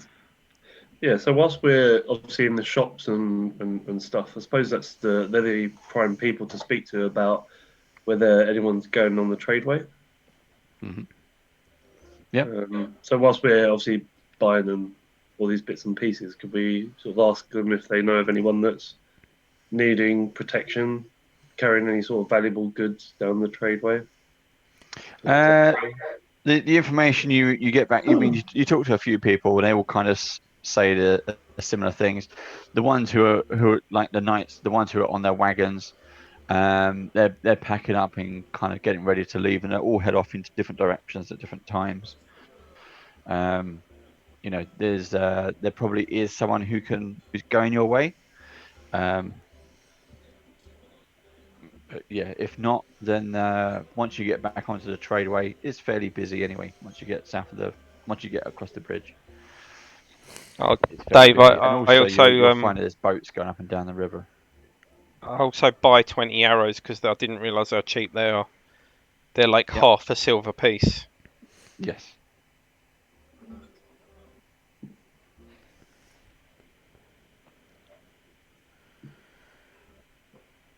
Awesome. Is it time for a quick break? A real comfort break. A real comfort break. Yep, Real let's get comfort. ready for. We've done some shopping. Let's do a quick 5-minute break, and when we come back, we can go across the bridge. Yay. Okay. Better not be any bloody trolls under it. Trip. Well, we've done that. Trip. We've done that bit. Yeah. Right. Just change into a goat to go across it, though. Yeah. Yeah. We will Massive. see Clippity clop, you. clippity clop. See you all in 5. Bye. Okay. Bye.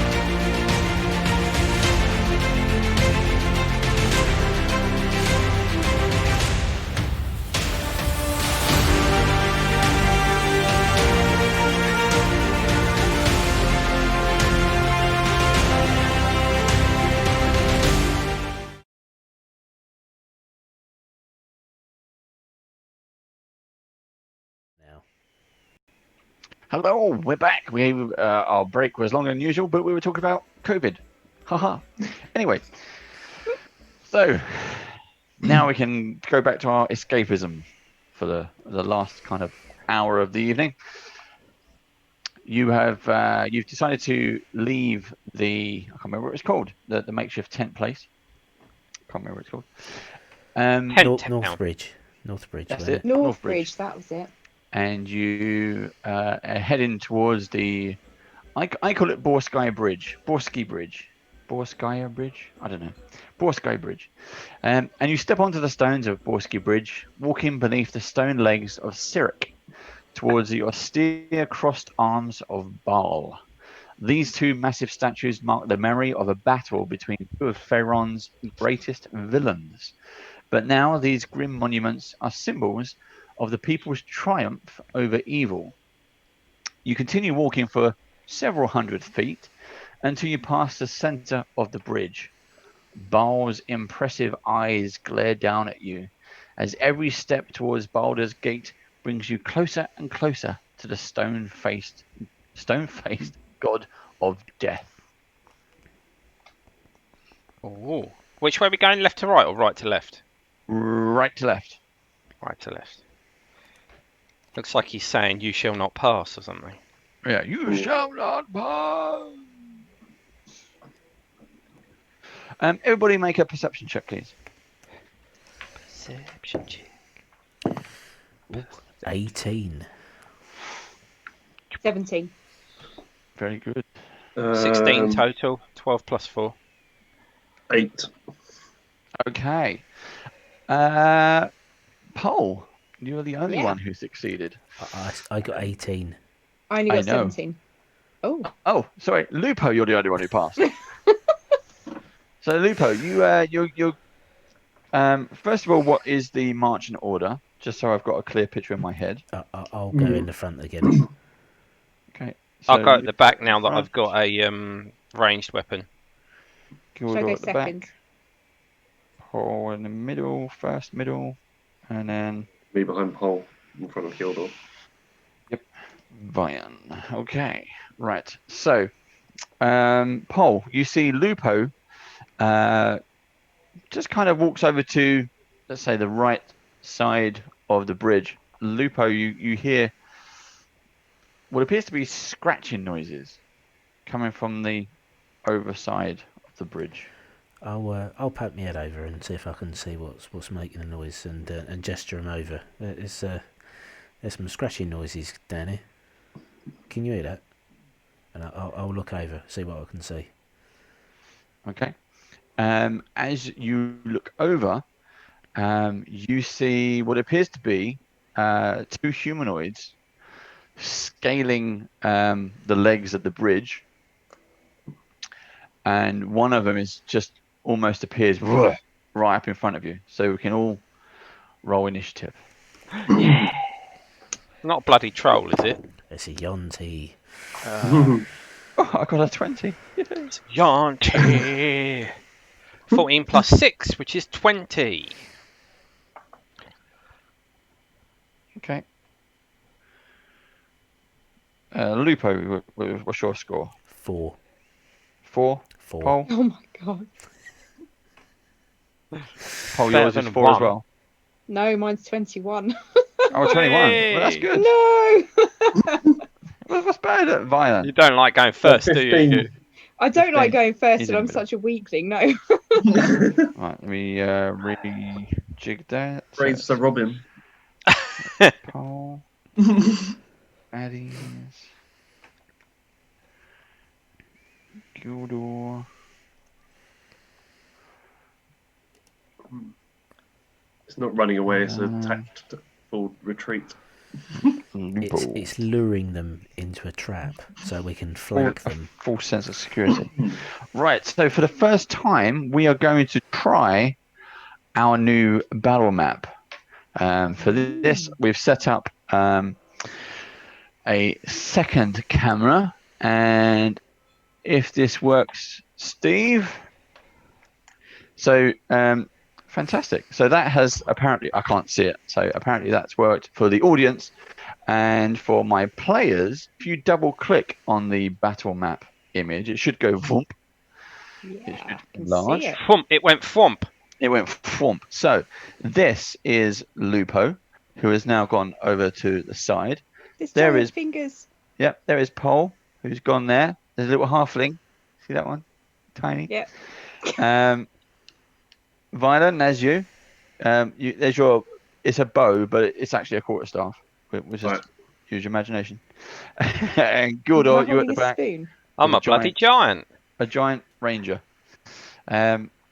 So what Lupo notices is this one here is right in his face and bounds across.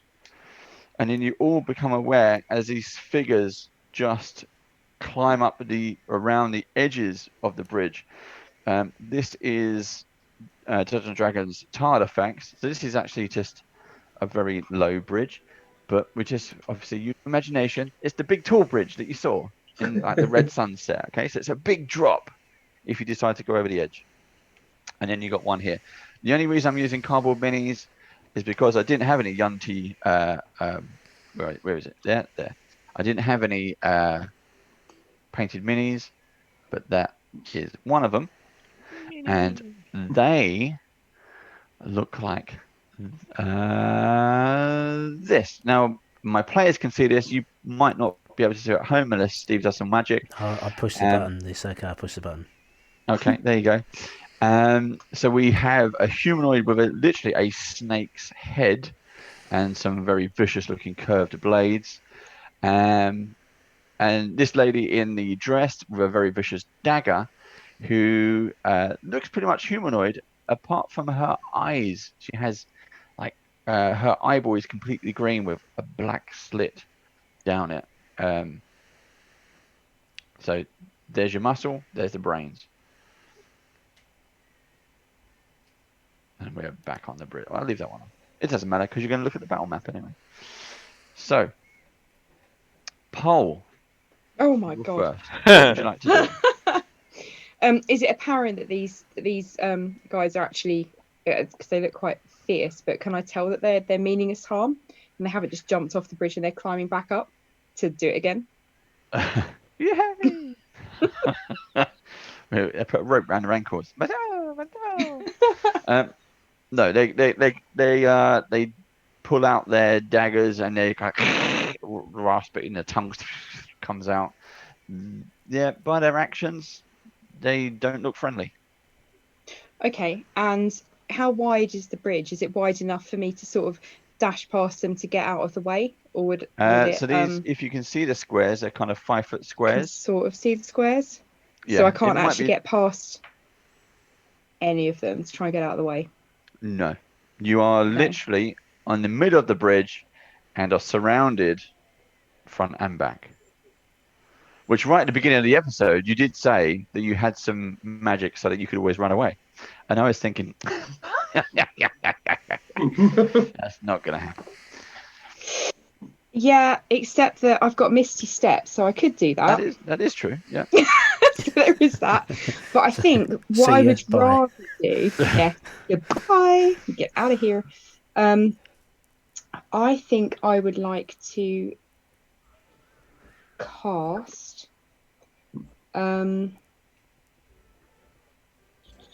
Checking the range on this. Can I cast a cantrip? If I may, can I cast Acid Splash? Go ahead. I can't even point the lady and the creature over to the far left hand side of what I'm looking at. This one? Yep, those two. If I could do that. Yep. Yep. That's 5, 10, 15, 20, 25. She's hiding. Well, she's not hiding behind, but there are some obstacles on the bridge as well. There's some various stuff that's been left behind. It's been piled up. But Okay. 5, 10, 15, 20, 25. Yeah, so it's got a range of 60 feet. So Yep. I think I can do that. So what do I need to do? D20 to see if I hit them. Okay, so probably not then. So it's oh, hang on. So you Pearl of bubble of acid. Blah blah blah blah. I don't think I need to roll to hit, do I? It's probably a You saving have to throw. make a dexterity saving throw. Okay. 14, and I can get to there. I can't get both of them, so I'll just go for the lady. Okay. Dexterity. The lady, yes, please. I roll natural 2 +1. Brilliant. So she fails. Go for it. Okay, so she's got to take 1d6 of acid damage. Go ahead. So she's got 5 acid damage. Okay. And we are off. Yep. Okay. Anything else you'd like to do?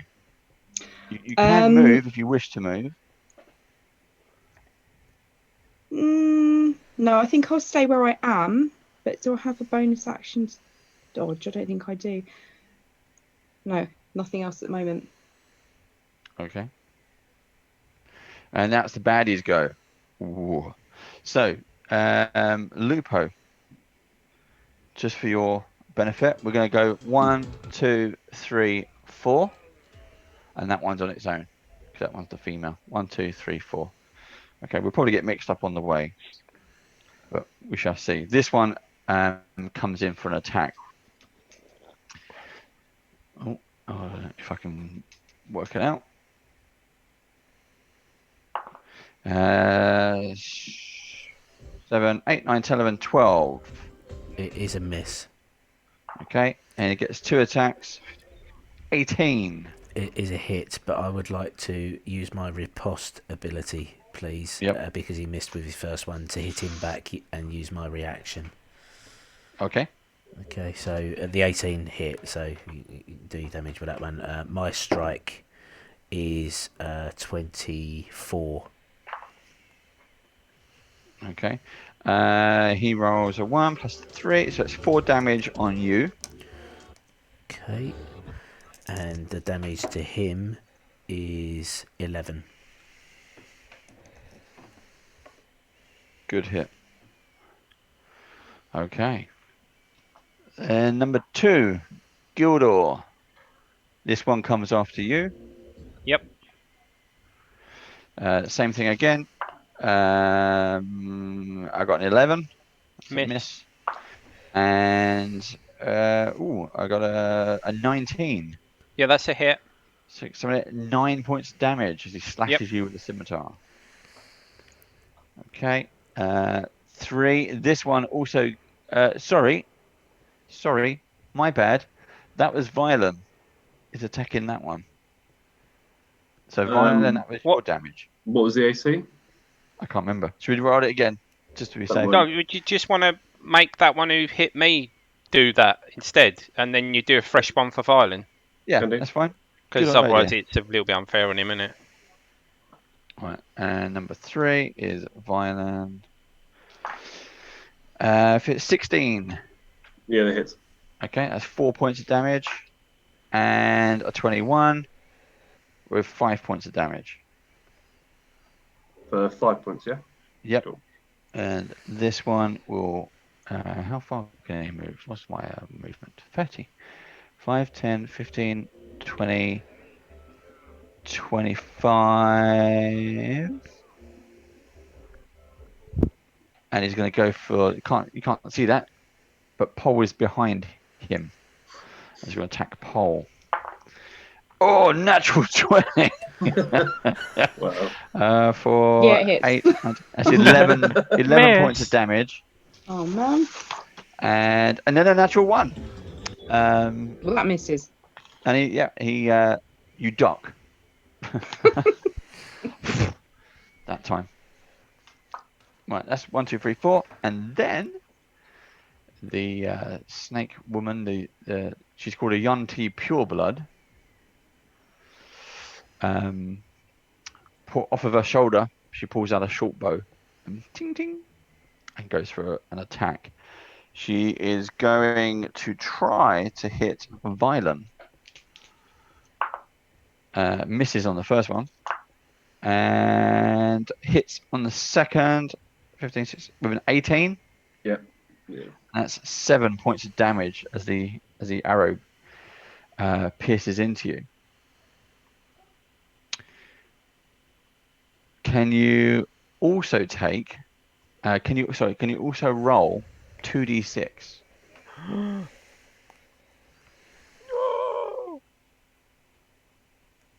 9. Okay. You take 9 points of poison damage as you realize not only does the arrow hit you, but you can feel it burning under the skin, and it seems to be traveling out. Out Um, from that. As the arrow passes through me, I fall to the floor. Gildar, you're next. Right, I'm You see going Violent to. fall down in front of you. Okay, I'm going to pull out my bow and aim for her. Okay. And I am going to bonus action Hunter's Mark Yep. on her. Yep. And I am going to use one of my new features, which is called Dread Ambusher. And Yep. as I am taking the attack action on my first turn of the round, I get an extra attack and it deals extra damage. So I can do 2 attacks. Go for it. Yeah, go for it. Longbow. Right, the first one hits armor class 17. Yep. Right. They are I'll not roll the wearing damage armor. for that one. Or do you want me to do both the attacks first, then roll all the damage together? However you want to do it. Well, I'll do 1 and 1 because it's going to get a bit complicated otherwise. Go ahead. So the first hit does 9 plus, isn't it a d6 for, yep. 9 plus 2, which is 11 damage. Yep. And now the second attack. Oh, that hits an armor class of 26. Oh, that definitely hits. And this one's going to do...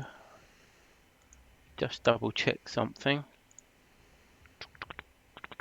Because I think Hunter's Mark only does 1 attack, doesn't it? Oh no, it says whenever you hit with a weapon attack. Okay, so this is going to be good. Right, so the second attack does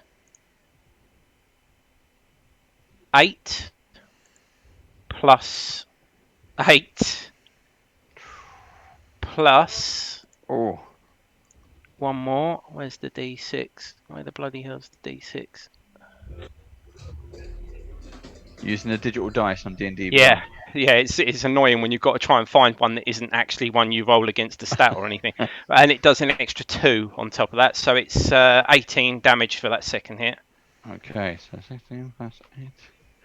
Well done. That is a big meaty hit. Both arrows thunk in right into her upper torso. Yeah, she did not like that. She's looking pretty horrid. Violent, if you're there, you'll go. I am. Sorry, my laptop was about to die. Okay. Plug it in. Yeah. Roll a saving throw. Natural 20. Oh, so nice. that succeeds 2. Yes. So you've still got 1 to go. Go. Isn't it Okay. 2 out of 3? I thought it was 2 out of 3. It is. No? Because even if he fails the last one, he won't die. He will if he rolls 3 death saves. Yeah, I could roll 3 deaths, so like fails. Yeah, but in a he's just row. made 2, because when you roll a natural 20, you make 2. Yes. You You got to get get 2. to 3. You have to. It's You still got have to to get. It's got to Oh, get it 3 passes. it doesn't count as 2 saves. No. It's not 2 out of 3. It's got to get 2. It's got to get 3 saves altogether. And if he rolls, Oh, so he's got to get another 1. Fails, Yeah. Yeah. So, Lupo, you've been watching the action. You've seen Violin collapse behind you. Everyone is exploded into action. What do you want to do? I will explode into action as well. I'll shout a pole in and save Violin, and then I will attack the Yunti in front of me that I hit with my riposte attack. That's a 23 to hit. Yep, that hits. And what I would like to do is use a trip attack. So first of all, he takes, Jesus Christ, 7 points of damage. Mm-hmm. And he needs to make a strength saving throw of DC 14, please. Okay. 13, 14, 15. They're quite strong. These guys are full on muscle. They get +3 strength. Okay, so he doesn't get tripped, but he does take 7 points of damage. I'll hit him again with my offhand attack. That's a 19 plus 6, which is 25. Yep. And he takes 6 points of damage from that attack. And then what I would like to do is use my action surge. Go for it. And then I'm going to do a lunging attack, which gives me an extra 5 feet reach with my battle axe to hit the one that's attacking Polwyn, to try and give her some cover while she brings Violen back. Yeah, that's fine. You can reach over her. That's a 15 to hit. That does hit. And that one takes 8 points damage. I can't roll damage for... so bad. But it's hit. It draws blood. man. It draws blood. That's the main thing. So that's the end of the first round. Well done. We're all still alive. Well, we're... Just. Yeah, maybe. Paul, you'll go. Okay, so I've heard the shout, so I'm You're going to... hiding there. I am, yeah, I can't see where I am. So which is the one that's been attacking Violen? I've lost track. The one in the back corner, number 2, isn't it? Yeah. That one. So can I That one cast... is attacking Violen. Can I cast Ray of Sickness at it, please? Yep. Okay, so does 24 hit? Does 24 hit? 24 does hit. Woohoo! That is 2d8 poison damage. So that's 9 points of poison damage. 9 points. I've got to find the right one. And you've got to make a Constitution saving throw. Bum, bum, bum. 14. Constitution. Nope, I got a 19. Okie dokie. That's that. So if I cast Misty Step, I can't take Violen with me to get him out of harm's way, can I? Or can I? I'll let you do it. Yeah? It sounds good. Take people, isn't there? Is that Missy Step? Well, no, I'm not sure, you see, because it says range is self, so I don't know. It sounds cool. Let's do it. Yeah. Said yes. Okay, so I'm gonna grab Rylan and attempt to cast Misty Step to get him out of harm's way. So we'll head towards the left-hand side of the bridge. Further over here, yeah? Yeah, it's got a range. I don't know how far you want me to be able to move, but it says I can transport myself 30 feet. Okay, so that's 5, 10, 15, 20, 25, 30. Yeah, which brings us closer to that woman, but she's There you go. hopefully on her way out. Yeah, so that's me done, I think, for that round. Yep. There you go. Okay. Good move. Baddie's turn. Right, this one is attacking you, Lupo. Yep. That's a miss. Rolled a 3 and rolled a 7. That's a miss. Okay, I'm going to burn my last superiority dice because it's one of those fights, and I'm going to riposte, please. Okay. That's probably miss 9.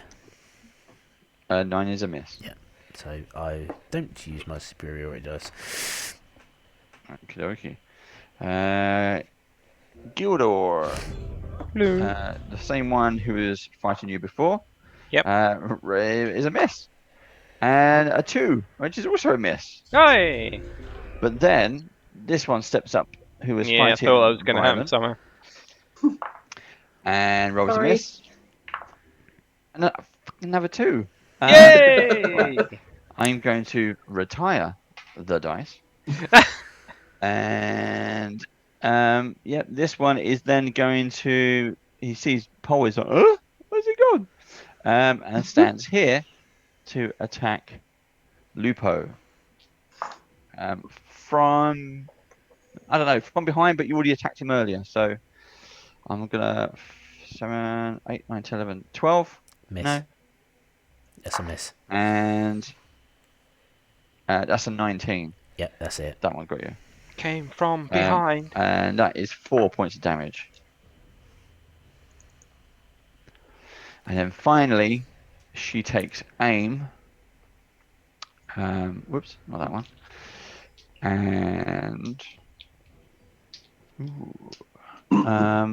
She's pretty much... No, she's going to try and take out Gildor. Because you hurt her. Oh, it's a natural 20. Hurt her feelings, Dave. Yeah. That's 10 plus 1, so 11 points of damage. And a saving throw, is it, or was No, that just the first one? that's just the first hit. The second one is a miss. Okay. As the other one whizzes past. And then roll 2d6 for me, please. 2d6. 2 and a 1. 2 and a 1. 3 total. Okay, so it doesn't manage to sink much into your flesh, but enough that your skin is burning. You fear there's a certain amount of poison coated on these arrows. Gildor, you're up. Time to retaliate. Right, I will shoot her again. She's still got Hunter's Mark on her. Yep. That is 10 plus 8, which is 18 to hit. That hits, yep. And 7 plus 4, which is 11 damage, plus the Hunter's Mark damage of 4. So that's 15 damage total. Okay. Again, very nice hit. She's still alive, but she's got 4 arrows in her, and not looking very healthy at all. Anything else you'd like to do? There's not really anything else I can do. Let's have a quick look.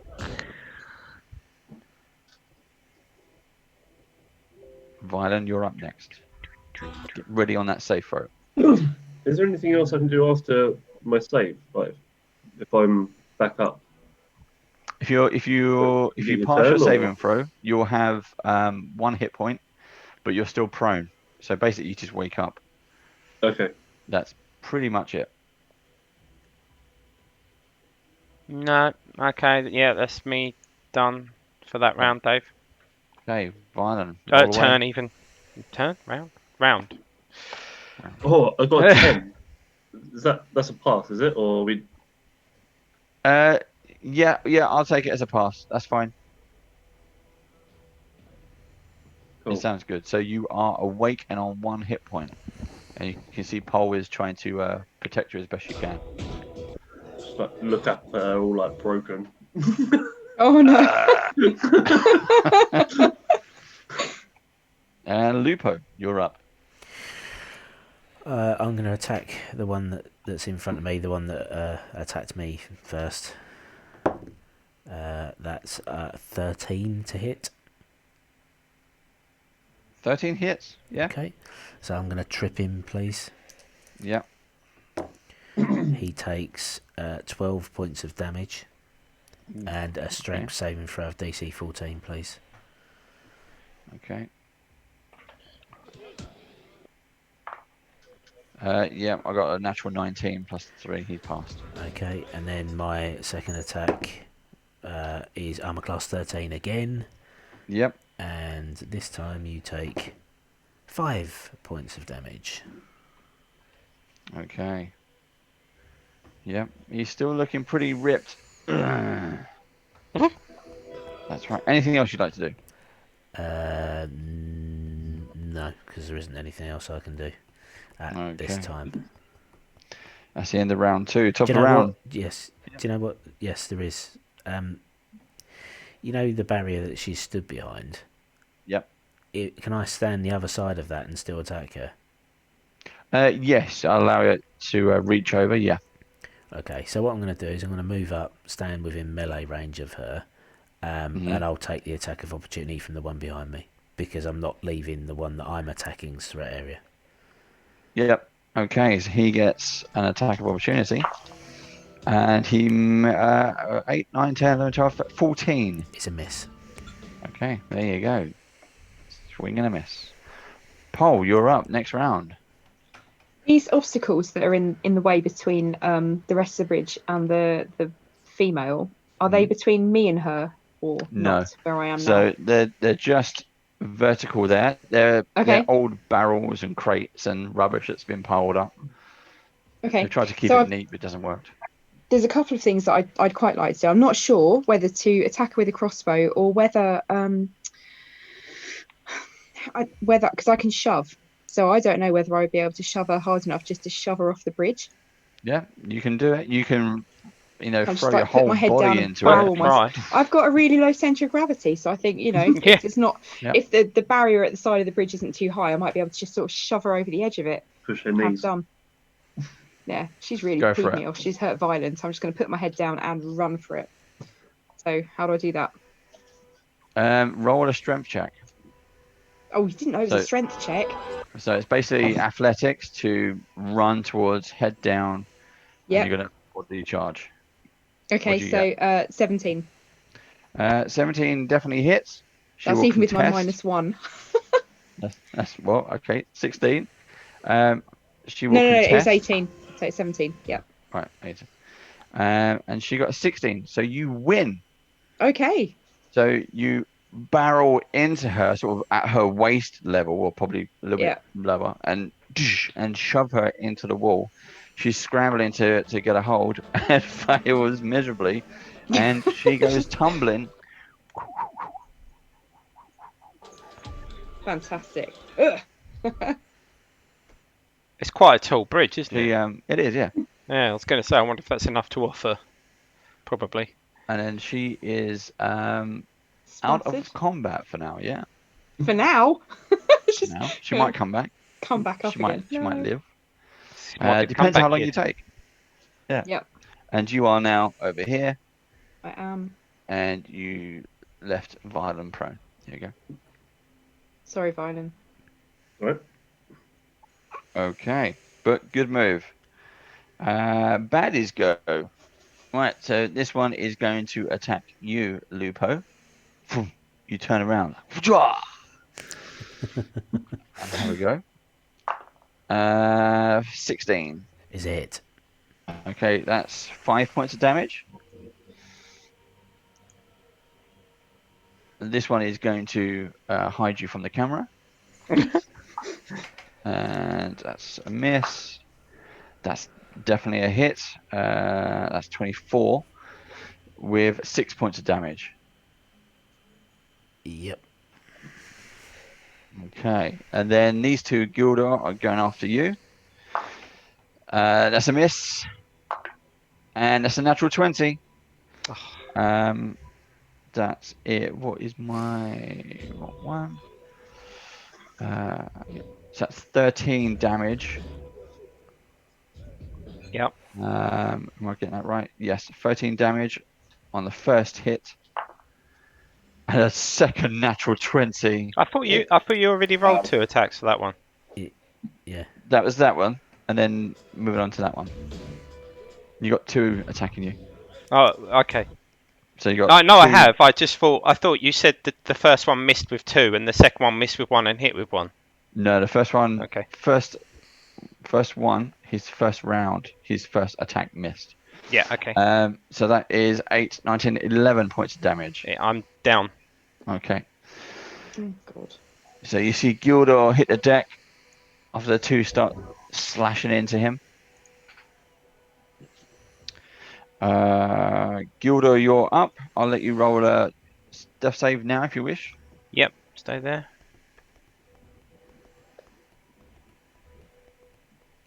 Oh, I was expecting, because when you put your hit points to 0, it changes the graphic to death saves, but it doesn't seem to give you a death save dice. Just a bit annoying. I There just we have to go. roll a 20 then, do you, independently? That's a bit of a Yeah. pain. 16. 16, that's a pass. Well done. Violent. Okay. You're on 1 hit point. How far away am I from the ones that are near Gildor? 5, 10, 15, 20, 25, 30, 35, 40, 45.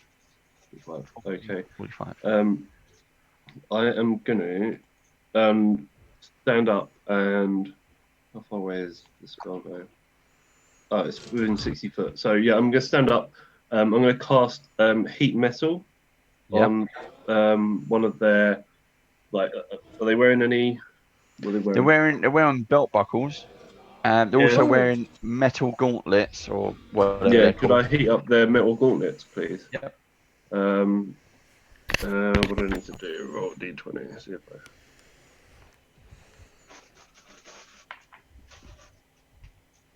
There you go.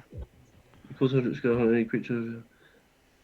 Do I still need to roll for an attacks roll for that? Just says you cause the object to glow red hot. Any creature in physical contact with the object takes 2d8 fire damage. I'm assuming I still need to roll to see if I hit, do I? Or I'm assuming so, yeah. choose to manufacture metal objects such as a metal weapon or suit of heavy armor that you see within range. If you cause the object to glow red hot.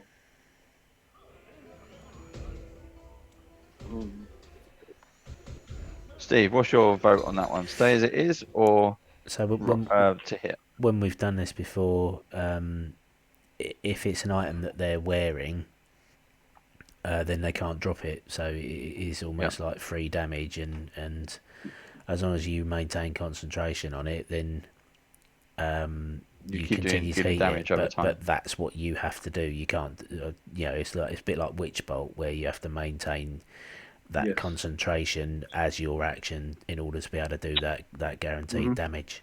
Yeah. So do I just do 2d8 fire damage then, rather than try to roll for it, or? Yeah, that's what I've done in my game.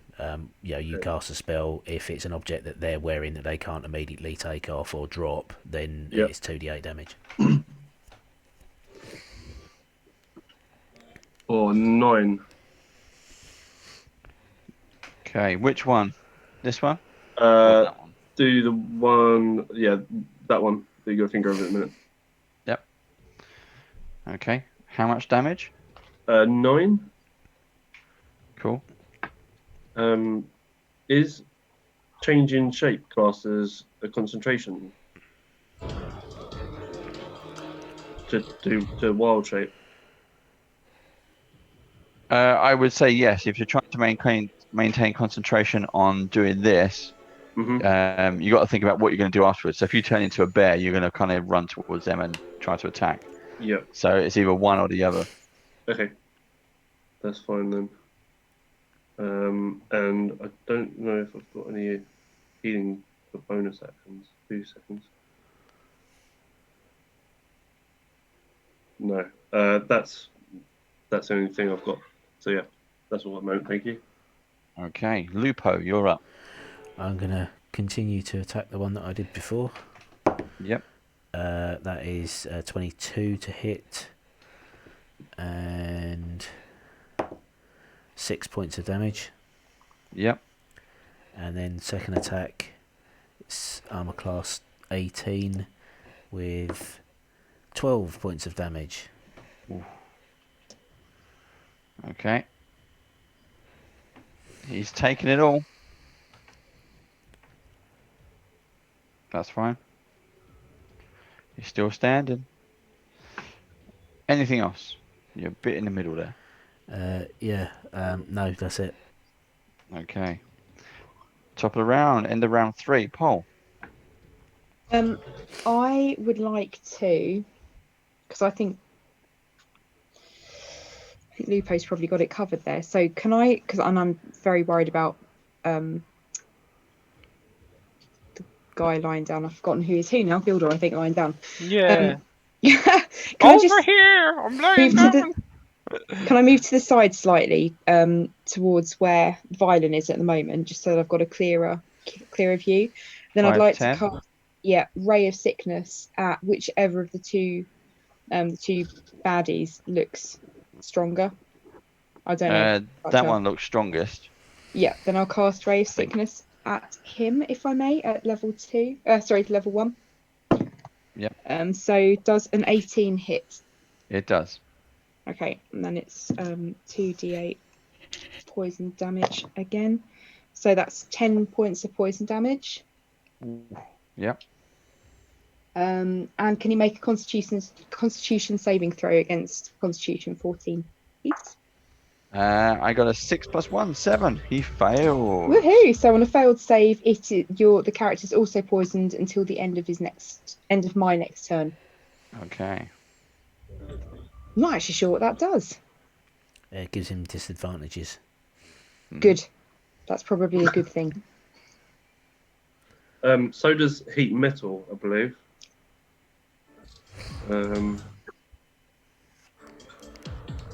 Has disadvantage on attack rolls and ability checks until the start of my next turn. Mm-hmm. So Can I just ask, are cantrips actions or can they be bonus actions? It will Depends what say it stage next to on the the roll. spell. Sorry, what? Oh, I see. It says there. Yeah, it will say it next to the spell whether it's an action or a bonus action. It does. That is fine. Okay. Okay, good. Baddies go. Right. Lupo. That's a miss. He rolled a 3 and another 3. I hate this dice. It's doing doubles. And I'll do this one because this one's attacking you as well. That was a natural 20, but it rolled onto a 2. And that is a natural 20. No. So that one gets you. 19, with 11 points of damage. Okay. Slices down into your armor. Don't go down. I'll do my those two. best. This one is the one who's got his heated metal gauntlets. He drops his scimitar and he can't really do much.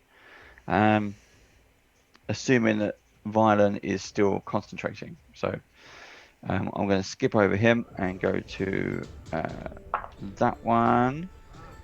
And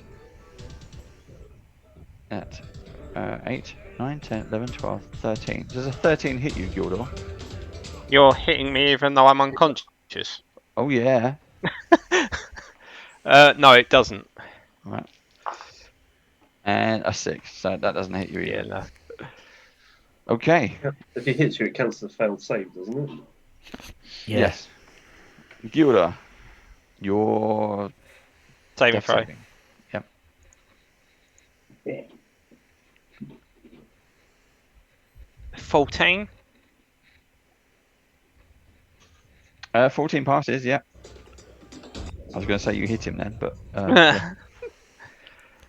Back from the dead. Violet, you're up. I'm gonna drop the concentration because I can't heal at the same time. So I'm going to cast Cure Wounds on myself, which is 1d8 plus my spellcasting ability modifier, which is +2. Go for it. So I get 6 hit points back. Okay. And then I'm going to change into a saber-tooth tiger again. Okay. I don't have a mini for that. No, that's But fine. We'll just enjoy. assume. Okay. Do you want to move? I probably should stand in front of Hull. So I will move. I don't want to be in base-to-base contact with that guy though, if possible. So yeah, there's good. I'll do. I'm going to charge at him next turn. And Lupo, you're up.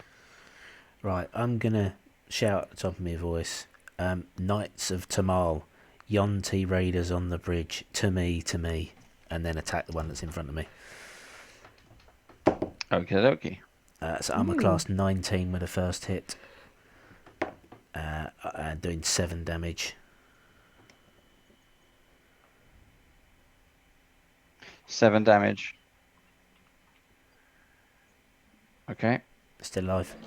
Still alive, yeah. Okay, so I'm going to hit him with God. a second They are. attack. I'm a The class warriors are 23, hardy. Yep. and that's 8 points of damage. Yep. Still standing. He's pretty blooded with the amount of cuts and slashes gone into him, but they're quite dense. Very hardy warriors. They are born and bred to die. They're Klingons. So we're good. Right. Anything else, Lupo? That is it. I'm out of superiority dice. Out of action surges. It is hack and slash until one of us goes down. Okay. End of round 4. Round 5. Here we go. Poll. I am going to use my crossbow, if Mhm. I may, and just shoot the one that's closest to me. Will I be at disadvantage if I shoot him? Nope. Yes. Go Can for I it. shoot him then? Please? Yep. Got the right dice. Hang on. Aim fire. A 10 is not going to hit him, is it? 10 misses. 10 misses. That's it. I don't think there's anything useful that I can do as a bonus action.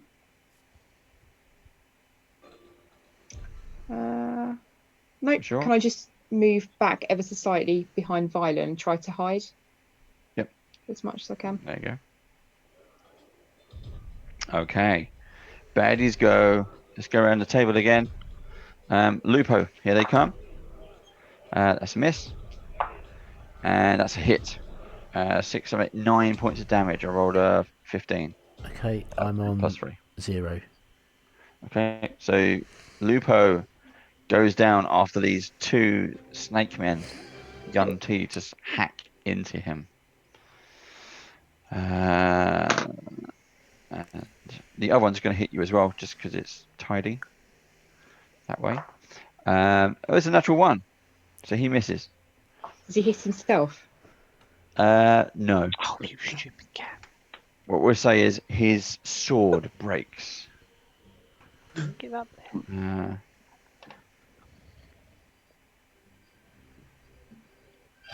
The one attacking Gildor, they're just going to lay into him. That's a miss. Don't forget, one dropped his scimitar. Yeah. Did he pick it back up again? Yeah, right, okay. No, he didn't. Good point. So you dropped the heat, didn't you? Yes. So he's going to stagger back a bit, and the other one is going to hit. I'll keep the miss, and that is also a miss. That is it, and she's gone. Right. Gildor. Save and throw. Yep.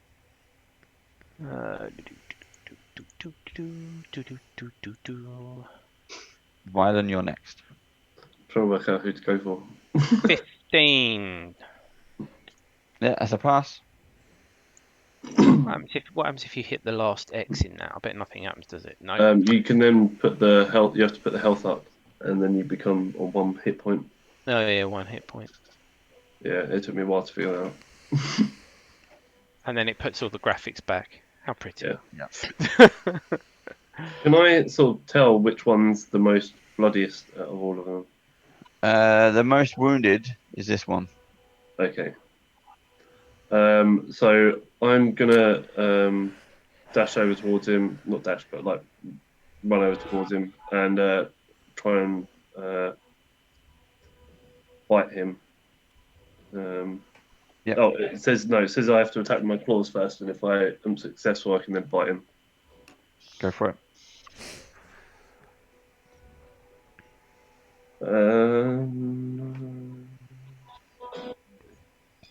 15. 15 hits. 1d10 plus 5. D10. What's this one? 8 damage.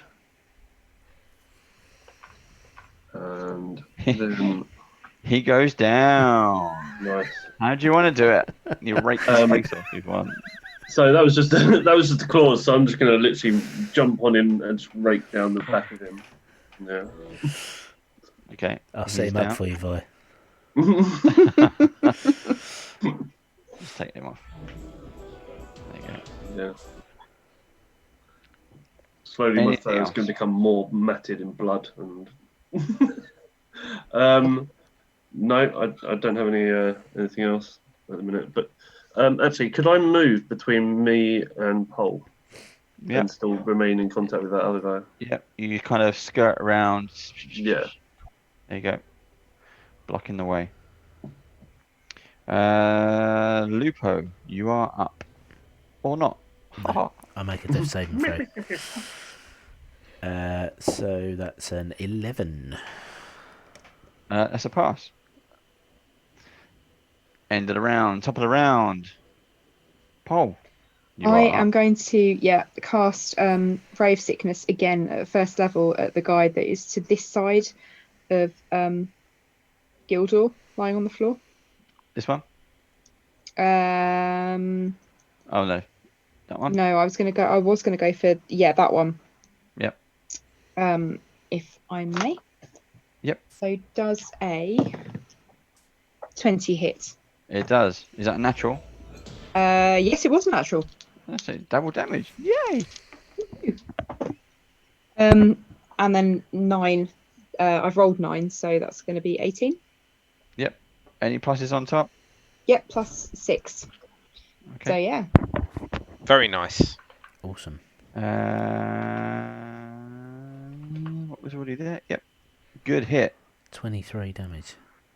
Yep. And a saving throw. Oh yes, and a saving throw as well. Nice one. Yeah. Con 14. 14. A natural 1. Ooh. So complete fail. Brilliant. Sweet. Does that mean he starts vomiting uncontrollably? Yeah. So, He's at least like looks like he's spitting something. it must be like but that he's- scene from The Exorcist. His head will spin round and.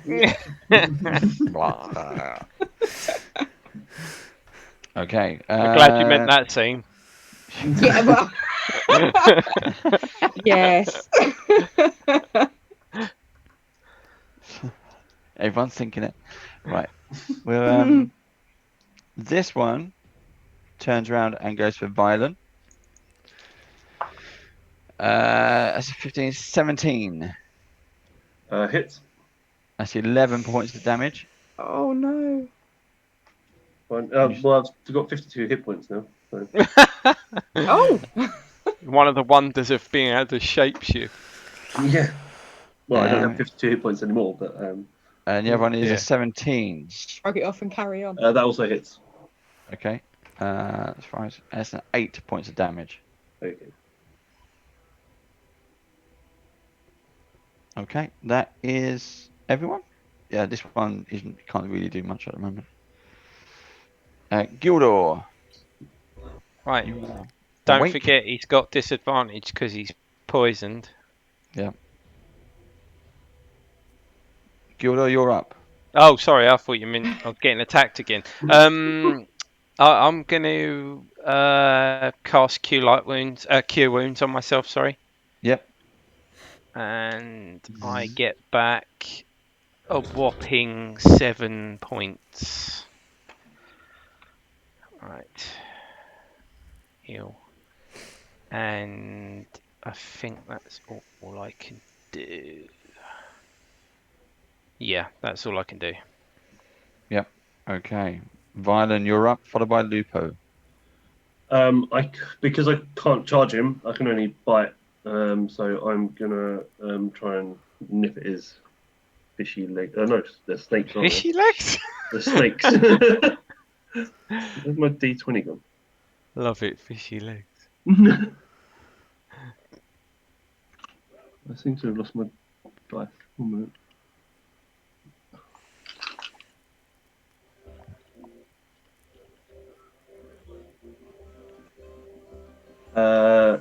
Yeah, 19 plus 6, so 25. Yep, that hits.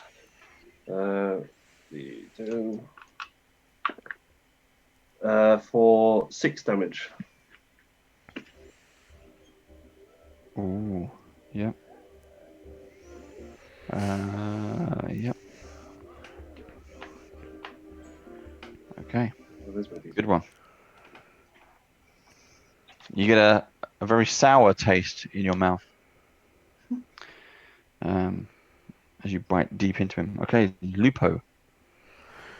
Death saves. That's cocked. 4. God. That's a fail. That's cocked as well. I have one green light and one red light. Green light, red light, green light, red light. Okay. 1, 2, 3, 4. That's the end of round 6. Round 7. Just on top of the bridge, further past, about 30 feet past that way, depending on what you can see. A strange kind of portal-like thing appears. It's bending light, and you see the mists around it appear. And 4 knights jump out and start hacking at the young T, who is quickly succumbed as they fall down around them, and then they rush onto the bridge, taking the last one out as he drops down, and they hack him to pieces. As the 5th one joins up onto the bridge, I'll stand up. Yep, they pick you up off the ground, and then the 2 more who are at the front rush over to Lupo and administer cure light wounds. Okay. You recognize them. The one who helps get you up, Lupo, is Rudolph. They're not just knights; they are also paladins. Ah. Awesome. Does he? How much health does he give me back? It's 1d6, isn't it? 1d8 for cure wounds. 1d8. Let's do it. An 8. Well done. Awesome. Plus whatever bonuses.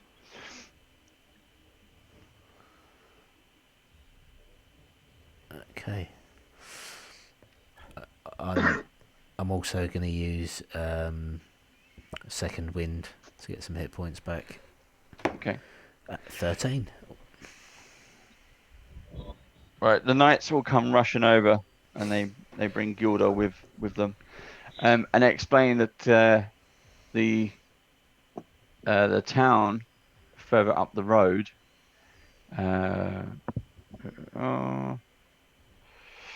Where is it? I've lost the name. Can't find it. Northbridge? No.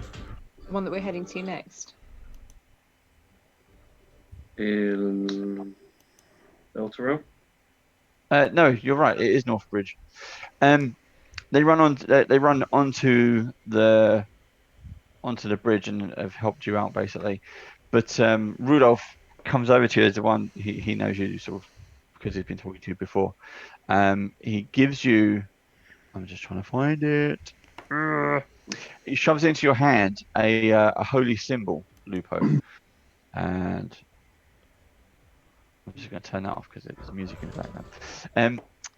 He shoves into your hand a holy symbol of Torm, one of several he actually keeps about his person, and he pleads you to, while they go and help out at Northbridge, you must go and find and alert the High Overseer of Elturel, Fabius Krieg, of this Najaran invasion. We haven't seen these numbers. It seems to be some kind of war band that have been pushed up based on the numbers that they can see so far. And then he rushes off without a chance for you with any explanations or protests. Okay, because he's the guy that's missing, isn't it? Yes. Yeah, we found That's that what they out said in the pub. Yeah. Yep. Okay. So we've got to find someone who's missing. Yeah. Yeah, I don't know any more about that. All they said was he's missing, not where he's gone missing. Yeah, did he go Booker. missing here or has he gone missing somewhere else? I don't know, he's been just misplaced somewhere. Right. I think we probably need to go and find out a bit more information. Yes. And do we think we have to go backwards to go forwards? I think we're going to have to head back to Northbridge, aren't we? But before we go anywhere, can we check out any bodies that are left on the bridge? Because, well, at least one of them had a scimitar. Didn't one of us want a scimitar? I'm about to say their swords look half decent in comparison to what we've probably been given. Yep. Let me just get your details as you search the bodies. You I find never used to be like this before I met up with you lot. this is what happens when you go on a road trip. Yeah. It's why people stay at home. But whatever happens on the road trip stays on the road trip, right? So this Yeah, is never going to get back to anybody else. It certainly will do if you don't make it to Baldur's Gate or to El Terrell now. In this respect, This is my first time leaving Daggerford, and it's been a nightmare from start to finish. I'll never leave home again. I'm not going to give anyone a good rating. Yeah.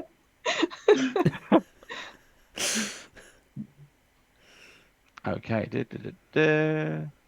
You take a few minutes just to search the bodies, and you do indeed find a couple of interesting items. They have they don't have any cash on them, but they do have 2 rings. And have I got them? Let's just see if I've got them on there. I don't think I did. No, I don't. I don't have them on there. So the first ring you find is a ring of A ring swimming. of swimming. Mm. A ring of what? Swimming. Oh, swimming. And the next one is a ring of jumping. So the ring of jumping, while wearing this ring, you can cast a jump spell from it as a bonus action at will, but can target only yourself when you do so. And the ring of swimming, you have a swimming speed of 40 feet while wearing this ring. So dish those out amongst yourselves now. Don't stick them in the backpack. Did any of them have a decent scimitar I could nick, Dave? Yep. All the man snakes had scimitars. They are called Yunti Malazans. Yeah. Vyland, do you have a swimming speed? Can you change into anything that swims? I can't at the moment, unfortunately. No, it's not That's a annoying. skill I currently know.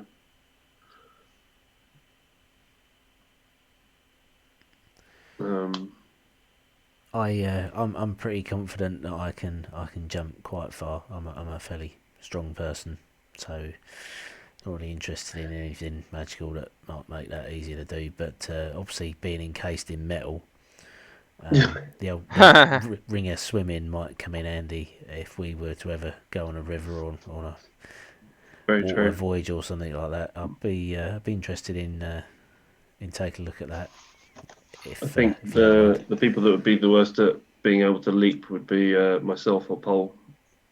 I can cast Misty Step, so I am good, probably. So, And one extra thing, they were carrying gold. Each of the snake people was carrying 25 gold pieces. So basically, you all get 25 gold pieces each. Yay. I'll forego my gold and as soon as I'm taking a ring out of the pot. Oh no, that means we have to do maths. Yeah. Oh, It's easy. Just take the gold, enjoy it. Buy someone something nice. Well, I'll buy a guild or something nice. okay, You can have my good. 25 gold. Ah, That way you can have a potion of healing. yeah. I'll do the same with the ring of jumping then, if we want. Well, So do you want to take it? I spend the gold on potions of healing, and just keep hold of them in case any of us need them. Cool. So are Next we time we heading come back across to somewhere we can get the them. town? Yeah, I guess we think have that to. would be a yeah. good idea because that's where people seem to have heard of this man that's gone missing. Yeah, Fabius. good shout, good shout. Yeah. So Big. just to clarify, where are you heading? Back to Northbridge. Well, yeah, we was in Northbridge when we heard that he'd gone missing, didn't we? Yeah. So Thinking about it more, I probably wouldn't need that ring either because I could shift into a creature that was able to jump or run. So did Gildor want that ring of jumping? Or Just stick it in the backpack and we'll sell it when we get place that we can sell something. yeah, okay.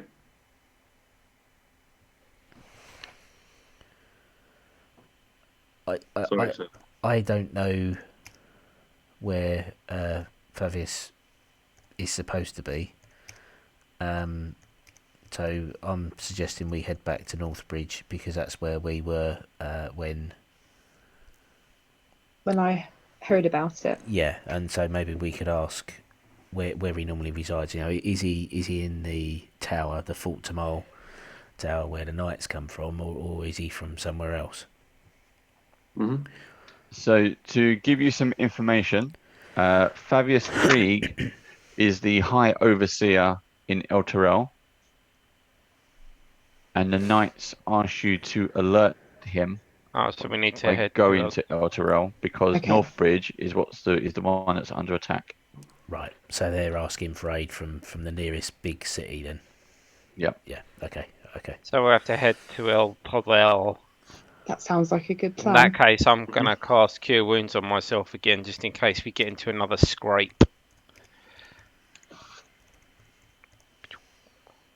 I'm currently on 12 hit points. We don't have anything else, do we? Well, if we can rest, I can cast Cure Wounds again. I've got spells that I can use to heal us both. So I can drop. Well, how long will it take us to get to El Terrell from where we are? Looks at the map, probably quite a while.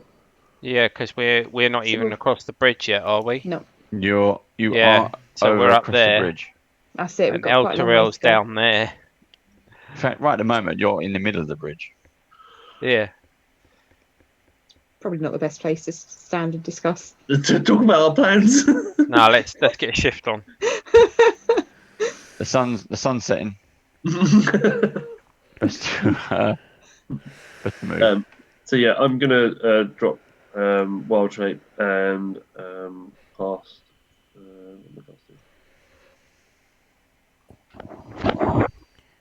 Cure Wounds on. Which one's got more? Yeah, Cure Wounds twice, once on myself and once on Pole. So it's 1d8 plus 2.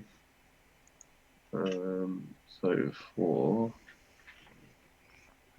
Pole, you get 8 hit points back. Thank you very much. And I get less, which is great. Sorry. That's fine. I get 5. And that's where we'll leave this session. We'll pick it up in 2 weeks' time, folks. Yeah. And some of his fanny pack, look. Oh, we missed out on the bag holding. You did. Well, You probably wouldn't want to touch it, but No. Didn't even occur to me to look at that. I mean, I suppose we could have done once his helmet was on. And he was Yeah, we thinking could have about. taken it off him, but then again, To be fair, the way he was moving, I just really didn't want to look anywhere in that vicinity. and this thing is mean. He is tough. He's That got is a lot of 3 toothpaste. heads. Yeah, He's actually got more because he's got some in his stomach as well. yeah. Which monster pack is that from? Tomb of Foes. Okay. Mordekainen. That is a dire troll. It is a Basically, the dire idea behind a dire troll is sometimes there's mutations.